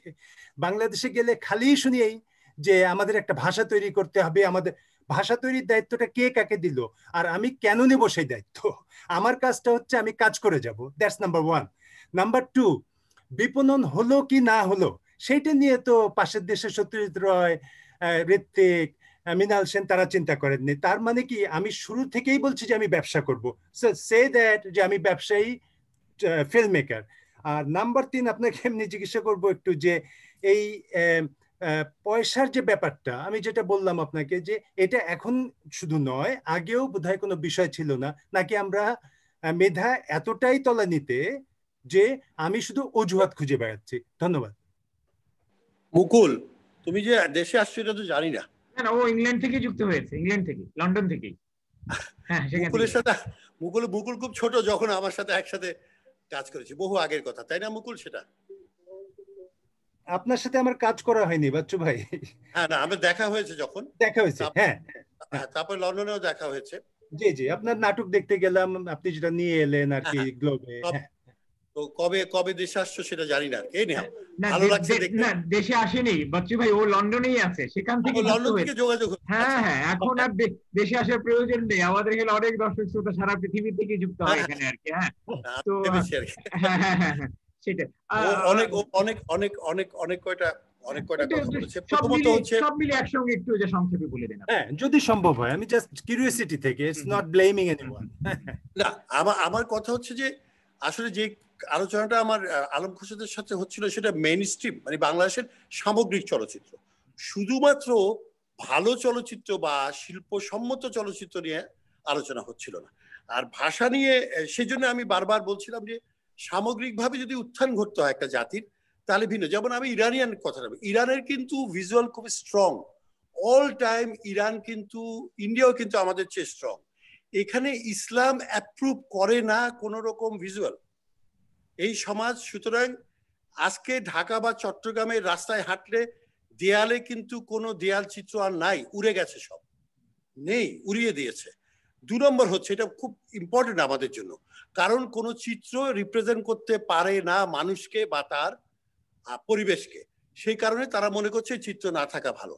2, রিক্সা পেন্টিং উঠে গেছে, তার পিছনে স্পেসিফিক ববিতার, শাবানা বা এদের কারো ছবি, শাবনুরের ছবি কিন্তু এখন নাই, দেয়া যাবে না মেয়েদের ছবি। এখন আমার ছবিতে আলফাতে কিন্তু এটা পরিষ্কার আছে, এবং সেই জায়গায় কি দখল করেছে, মোনাজাতের ছবি দখল করে নিচ্ছে, তাও ছবি না, শুধু হাত, মেয়ের চেহারা দেখা যেতে পারবে না। তো একটা রেজিস্ট্যান্স এখানে কিন্তু সাংঘাতিক সামাজিক ভাবে আছে। আমি শুধু মোল্লাদের কথা বলছি না, আমাদের পরিবারের কথা বলছি। আমাদের রাষ্ট্রের নিয়ন্ত্রক যারা তাদের কথা বলছি। আমরা কেউ চাচ্ছি না যে ইমেজগুলো আর এখানে থাক। আগে ঢাকা বিশ্ববিদ্যালয় এলাকায় হাঁটলে হাজার হাজার ইমেজ দেখতে পেতাম, এখন কিন্তু ইমেজগুলি নাই। আমি এই কথাই বলছিলাম যে ইমেজ লেস করে দিলে মানে ভিজুয়াল লিটারেসি, ভিজুয়ালগুলি অ্যাবসেন্ট হয়ে যায়, ভিজুয়াল লিটারেসিটা আর হয় না।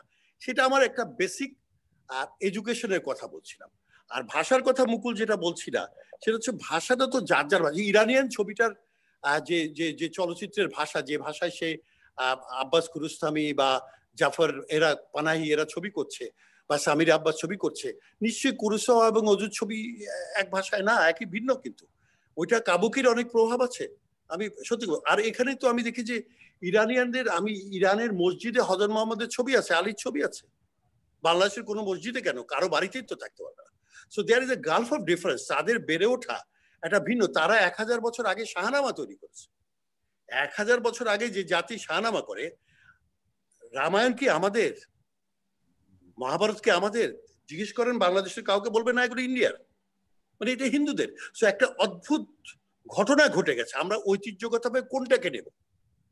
আমরা কি ভারতের ঐতিহ্যতা বহন করব? তাহলে আমার ভিজুয়াল আছে না, আমি আরবের ঐতিহ্যটা ব্যবহার করবো, আমি আরবেরটা নিচ্ছি। কারণ আমার নাম তো নাসিরউদ্দিন ইউসুফ, এটা তো Arabic name, it's not even Muslim name, it's Arabic name. আমি এটা নিয়ে খুশি হয়ে গেছি। আমি কখনো চ্যালেঞ্জ করিনি যে আমার নামটা এরকম কেন। আমার তো বলা উচিত ছিল আমার নামটা এরকম কেন। আমার এই নামের মধ্যে এই মাটির কোনো সম্পর্ক নাই, কিন্তু আমি বাঙালি, বাংলা ভাষায় কথা বলছি। Full of conflict. পূর্ব বাংলার মানুষ, বাঙালি মুসলমান।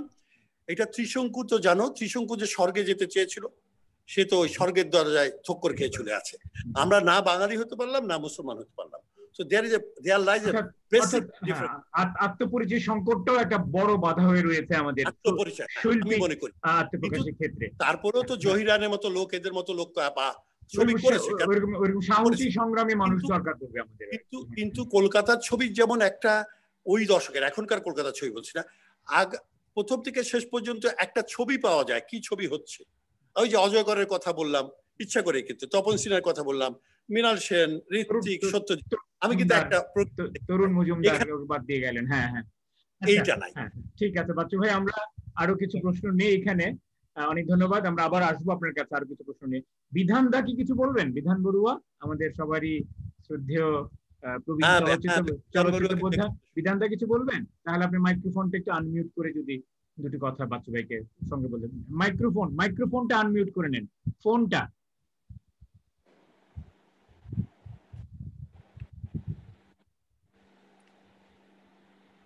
আর অনেকক্ষণ চলবে না?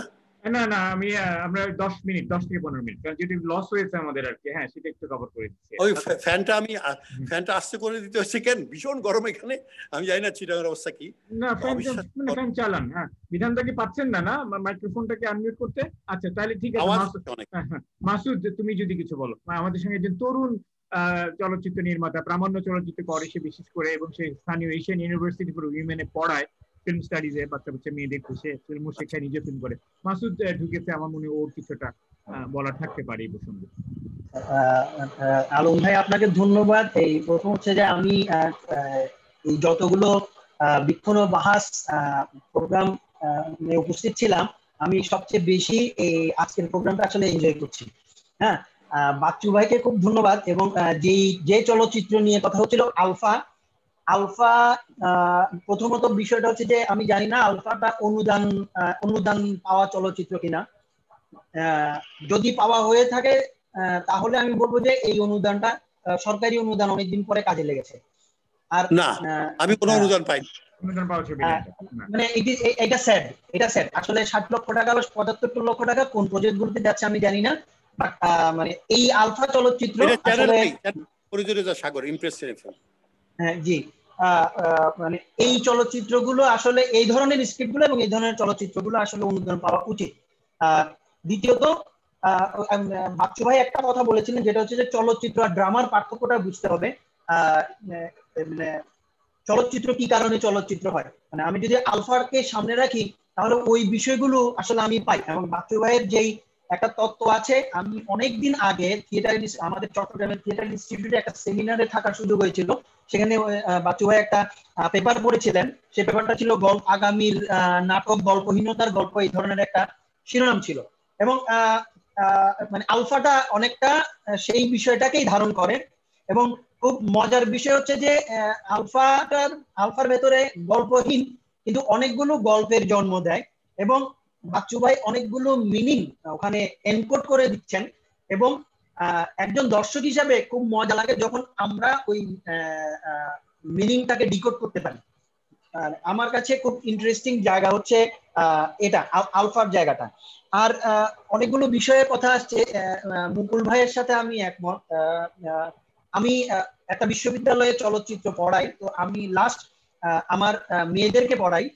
আমার মেয়েরা প্রায় 100-র উপরে চলচ্চিত্র বানিয়েছে, এবং সবগুলো চলচ্চিত্রই ছিল 0 বাজেটের, এবং এর মধ্যে থেকে অন্তত পক্ষে 30 থেকে 35টা চলচ্চিত্র short film, documentary film, but এটা প্রেজেন্টেবল।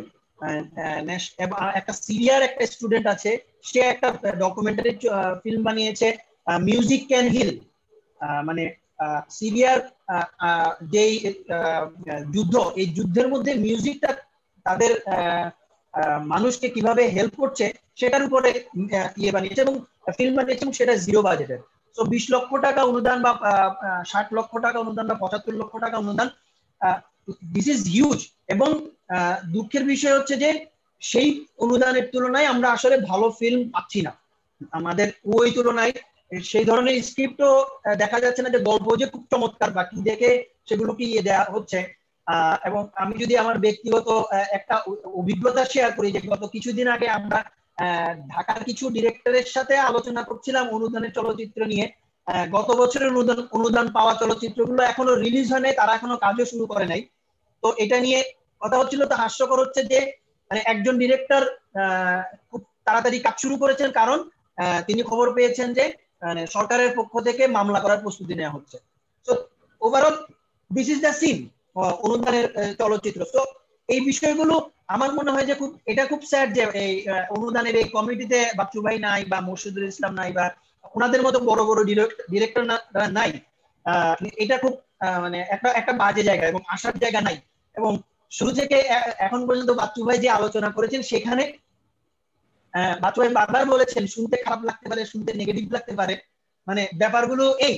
কিন্তু তারপরেও বিষয়টা হচ্ছে আমার কাছে মনে হয় যে মানে ভবিষ্যতে আমরা চাইলে মানে হয়তো আরো মানে ভালো কিছু চলচ্চিত্র হতে পারে। যে বাচ্চু ভাই আলফা বানিয়েছেন বাচ্চু ভাই, আমি জানি না মানে কতদিন হয়েছে, প্রায় 2 বছর বা 2.5 বছর হলো তো আলফা। 2018 রিলিজ হয়েছে, তার মানে 2 বছর পার হয়ে গেছে। হ্যাঁ, তো এই 2 বছরের মধ্যে আলফার মতো আসলে আরেকটা চলচ্চিত্র আসে নাই, মানে ওই রকম। বা মানে হয়তো বছরে যদি বাচ্চু ভাই একটা কাজ করতেন এই ধরনের, তুমি এটা উপসংহারে চলে আসো মাসুদ, উপসংহারটা বলো। হ্যাঁ, এই আর কি। তো এটা আমি জাস্ট একটুখানি বলবো, সেটা হচ্ছে যে ইরানের একটা চলচ্চিত্র আছে, সেটা হচ্ছে জাফর পানাহি সম্ভবত, this is not a film. Alam ভাই দেখেছেন কিনা জানি না।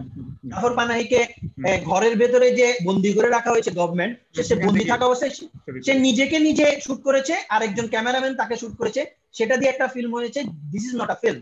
এবং সেখানে ইরানের পলিটিক্স, মানে চলচ্চিত্রের উপরে কি পরিমাণ সেন্সরশিপ আরোপ করা হচ্ছে সবকিছু, এবং ওইটার জন্য আসলেই তেমন কোনো বাজেট লাগে নাই, মানে খুব খুব অল্প বাজেটেই হয়ে গেছে, এবং সেটা যুগান্তকারী ফিল্ম হয়েছে। তো মানে এখন আমাদের আসলে সংকটটা হচ্ছে গল্পের আইডিয়া। ধন্যবাদ আলম ভাই। অনেক ধন্যবাদ। ছোট্ট করে বলে দিই, এক নম্বর হচ্ছে লেগো আছে না, লেগো ওই যে বাচ্চারা যে খেলে, আমরা তো আলফা অনেকটা লেগো স্ট্রাকচারের জিনিস, কিন্তু পুট করতে করতে করতে একটা ইমেজ তৈরি হয়ে যায়, 1 নম্বর। 2 নম্বর, এটার প্রডিউসার হচ্ছে ফরিদুর রেজা সাগর এবং এশা ইউসুফ, মানে আমার কন্যা, এরা দুজন মিলে প্রডিউস করেছে ছবিটা, সরকার না। হ্যাঁ, আর হচ্ছে যে ডেফিনেটলি বাংলাদেশে আগামীতে ভালো ছবি হবে, এইটা আমার অনেক আশা আছে, কারণ মুভমেন্টটা চলছে। ওকে, অনেক ধন্যবাদ। আমাদের এখানে জুমে মাহিয়া আবরার আছে। মাহিয়া, যদি কোনো একটা মন্তব্য করতে চাও তাহলে এখনই সময়। মাহিয়া, কি শুনতে পাচ্ছ আমাকে? হ্যালো, আচ্ছা, না তো ঠিক আছে, মাহিয়া আমার কথা শুনতে পাচ্ছে না মনে হয়। আমি কিছু মন্তব্য লাইভে এসে জাস্ট কুইকলি পড়ে শোনাই, সেরকম কোনো প্রশ্ন নয়। রেজওয়ান রাজান চট্টগ্রামে যে মূকাভিনয় করে, মূকাভিনেতা অভিনন্দন বাচ্চু ভাই, আপনি বাংলা নাটকের বাতিঘর, সিনেমাতেও আপনি স্টারিং এর ভূমিকায়। আপনার মঙ্গলময় জীবন কামনা করি, জানুয়ারিতে চট্টগ্রাম আসা চাই, আমরা অপেক্ষায় আছি। শাহরিয়ার পারভেজ, সমৃদ্ধ আয়োজন, ধন্যবাদ আলম খুরশেদ ভাই। সুদীপ দেওয়ানজি একজন লিখেছেন, আমাদের চলচ্চিত্রের জন্য অত্যন্ত সময়োপযোগী আলোচনা, ধন্যবাদ আলোচক ও উপস্থাপক মহোদয়কে। যুবরাজ শামীম চলচ্চিত্রকার, শর্ট ফিল্ম বানায়, সম্প্রতি পূর্ণদৈর্ঘ্য ছবি বানানো শুরু করেছে, আমরা ওর ছবি গত সপ্তাহে দেখিয়েছি পুতুল নামে। সে বলছে যে ঢাকার বাইরে ফিল্ম স্কুল করার প্রস্তাবটা ভালো লেগেছে। এটা আসলে আমি মনে করি খুবই খুবই একটা চমৎকার চিন্তা। এবং আবার একটু বলবেন হ্যাঁ হ্যাঁ, যুবরাজ শামীম বলেছে ঢাকার বাইরে ফিল্ম স্কুল করার প্রস্তাবটা ভালো লেগেছে।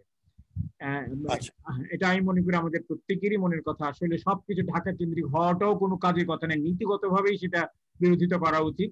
আর দ্বিতীয়ত, চলচ্চিত্রের মতো একটা জিনিস এরকম ঢাকার একেবারে ঘিঞ্জি, একেবারে চিত্রিত একটা শহরের মাঝখানে আসলে হয় না। এটার জন্য আপনি যেটা বলেছিলেন যে নদীর ধার, একটু ধান ক্ষেত, একটু আকাশের নিচে হলেই বোধহয় ভালো হয়। তো ওইটা আপনি বলতে পারেন, কবিরপুরে যে বললেন যে তথ্য মন্ত্রণালয়ের একটা জায়গা আছে, যদি সেটা সেখানে নিয়ে যেতে পারে, বা আরো এদিকেও মেঘনার এপারেও যদি আসতে চায়, যদি করা যায়, হ্যাঁ হ্যাঁ, তাহলে সবার জন্য দুদিক থেকে এটাকে ইয়ে করা যাবে আর কি। হ্যাঁ, আচ্ছা,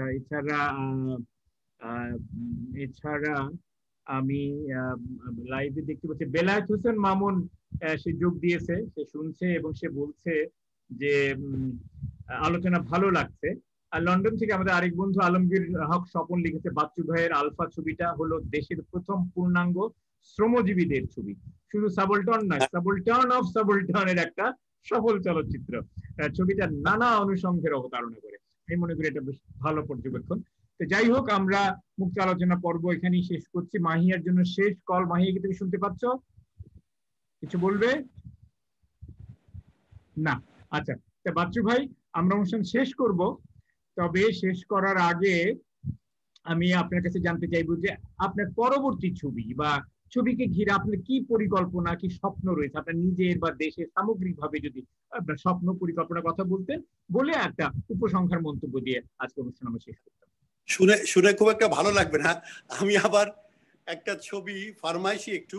আমার বন্ধুরা যারা যুদ্ধ করেছে তারা সবাই, গাজী দস্তগীর, মোফাজ্জল হোসেন মায়া সহ আরো অনেকেই, ক্র্যাক প্লাটুনের, তারা সবাই মিলে আমাকে ধরেছে যে অ্যাকশনের উপর, ঢাকা অপারেশনের উপর একটা ছবি করে দিতে হবে। আমি আর এবার মিলে এখন সেই স্ক্রিপ্টটা করছি। গত কয়েক মাস টেক্সটের ব্যাপারে কাজ হয়েছে, এবার চলে গেছে আবার আমেরিকায়, স্ক্রিপ্ট হচ্ছে, ফলে আশা করি সামনের বছর মার্চের দিকে শুটিং শুরু করব। নাম হচ্ছে ক্র্যাক প্লাটুন। জাস্ট ছবির চেয়ে অনেক বেশি একটা ইতিহাসের দায়, সবাই আলোচনা করে কি ঘটেছিল সেটা। তবে আমার খুব একটা ইচ্ছা হচ্ছে যে যদি আমি হাত হদাই সেলিম আল দীনের নাটকটাকে পুরোপুরি ভাবে একটা নোয়াখালীর চরঞ্চলে নিয়ে যে পুরো ছবিটা একটা গ্রামের মধ্যে দাঁড় করাতে পারি, তাহলে মানে সেটা ভালো হতো আর কি। একটা মানে সত্যিকার অর্থে একটা মানে মহাকাব্যিক একটা ব্যঞ্জনা তৈরি হতো বাঙালির জীবন সংগ্রামের, জীবন যাত্রার, সেটা ব্যক্তি থেকে সমষ্টি সবার, এরকম একটা চিন্তা ছিল। জানি না সেগুলি সম্ভব, কারণ বয়স তো বাড়ছে। এর মধ্যে সামনে দুটো নাটক করছি, একটা ইমিডিয়েটলি নাটক করছি পেন্ডুলাম নামে, মাসুম রেজার লেখা, সেটা হয়তো ডিসেম্বর মাসে মঞ্চে আসবে। তারপরে সেলিম আল দীনের 50 বছরে সেলিম আল দীনের একটা নাটক, সেটি হচ্ছে স্বর্ণবোয়াল নাম, আমার খুব প্রিয় কিন্তু করা হয়নি, অসাধারণ লেখা, যমুনার নদীর উপরে, খুবই সুন্দর নাটক। এই হচ্ছে আমার ভবিষ্যৎ পরিকল্পনা। আর তার মধ্যে একটি খুবই খারাপ কাজে হাত দিয়েছি, মুক্তিযুদ্ধের স্মৃতি লেখন, সেটা খুবই খারাপ, খুবই জরুরি কাজ, অনেক কিছু। হ্যাঁ, চেষ্টা, কারণ আমি তো গল্প করে বেড়াই, টেলিভিশন অনুষ্ঠান, শহীদ মিনার, হ্যাঁ, শাহবাগ, চট্টগ্রামে এসে গল্প করি মুক্তিযুদ্ধ নিয়ে। সবাই দাবি করেছে আপনি লিখে ফেলেন না কেন, এই জায়গা থেকে লিখে ফেলছি। একজন যুবকের, একেবারেই যুবক, যার কোনো যুদ্ধ অভিজ্ঞতা নাই, সে কি করে আস্তে আস্তে একেবারেই রাজপথ থেকে স্লোগান দিতে দিতে আস্তে আস্তে আস্তে মুক্তিযুদ্ধে যে গেল, তার বন্ধুরা কি করে, কেউ শাহাদাত বরণ করলো, কেউ শহীদ হলো, কেউ ফিরে এলো, কেউ উন্ডেড হলো, এই সমস্ত কিছু পাওয়া যেতে পারে আর কি। হ্যাঁ, এই আমরা তার প্রতীক্ষায় থাকলাম। এবার আপনি একটা উপসংহার মন্তব্যের ভিতর দিয়ে আমরা আজকে অনুষ্ঠানে টানবো। আমার কথা হচ্ছে আমাদের কাজগুলো তো একটা লক্ষ্য থাকে, যে কোনো শিল্পকর্ম, যদিও শিল্পী সেটা প্রথমেই অনুভব করেন না, কিন্তু ক্রমশ তিনি অনুভব করেন বলে আমার মনে হয়। অর্থাৎ আমরা মানে নিশ্চয়ই খুব সাবজেক্টিভ হব না আমাদের শিল্পকর্ম নিয়ে। সুতরাং আমাদেরকে একটা অন্যরকম ভাবনার মধ্যেই আমরা নিজেদের কর্মটাকে একটা কিছু অ্যাচিভ করতে চাই, যেটা স্পর্শ করা যায় না কিন্তু যেটা অনুভব করা যায়। আমি এখানে আলফা ছবিটার শেষ দৃশ্যটির কথা বলবো, যেখানে আলফা সোলাইমানের লাশটি এই পুলিশ এবং সবার চোখকে ফাঁকি দিয়ে একটা বিশাল জলরাশির মধ্যে ছেড়ে দেয় এবং সেটা আস্তে আস্তে দিগন্তে হারিয়ে যায়, একেবারেই হারিয়ে যায়। এখন এই যে দিগন্ত এবং মানুষ, এই যে প্রকৃতি এবং মানুষ, এই সমন্বয়টা খুব জরুরি হয়ে পড়েছে বর্তমান এবং আগামী পৃথিবীর জন্য। সুতরাং আমাদের সকল শিল্পকর্ম যদি মানব কল্যাণের জন্য আমরা বলি হয়, তাহলে নিশ্চয়ই সেটা আমাদের আগামী দিনের পৃথিবীর জন্য হবে, এবং তার জন্য নিশ্চয়ই প্রকৃতিকে মাতৃক্রোড় ভেবে আমাদের সকল কার্যক্রম এখন থেকে পরিচালিত হওয়া উচিত। সেটা রাজনীতি বলেন, প্রশাসন বলেন, এবং মানুষ কেন্দ্রিক হওয়া উচিত, প্রকৃতি এবং মানুষ কেন্দ্রিক। এবং সেটি শিল্পকর্ম যদি বলেন, কবিতা বলেন, চলচ্চিত্র বলেন, সমস্ত কিছু ভবিষ্যতের কথা চিন্তা করে এটি মহাদিগন্তে যেন মানব জাতি তার যাত্রা অব্যাহত রাখতে পারে, যেখানে জল, আকাশ, মেঘ, পাখি, ভূমি, বৃক্ষ, তৃণলতা সকল কিছুর উপস্থিতি থাকবে। এটি প্রত্যাশা করি সবার কাছ থেকে। অনেক ধন্যবাদ। একটি সর্বপ্রাণবাদীর জন্য একটা আধুনিক সমকালীন সংস্করণ। অনেক অনেক ধন্যবাদ বাচ্চু ভাই, আপনি শারীরিক অসুস্থতা নিয়ে এসেছেন। আমরা আশা করি আপনার সময়টা বৃথা যায়নি, এবং আজকে রাতে আপনার ভালো ঘুম হবে। আপনার দীর্ঘ সুখ নিদ্রা কামনা করে, এবং আপনারা যারা আমাদের যুক্ত হয়েছেন সবার সুস্বাস্থ্য কামনা করে আজকের মতো শেষ করছি। আবারও দেখা হবে আমাদের আগামী শনিবার বীক্ষণ ও বাহাস অনুষ্ঠানে। ভালো থাকবেন, সুন্দর। শুভরাত্রি, ধন্যবাদ সবাইকে।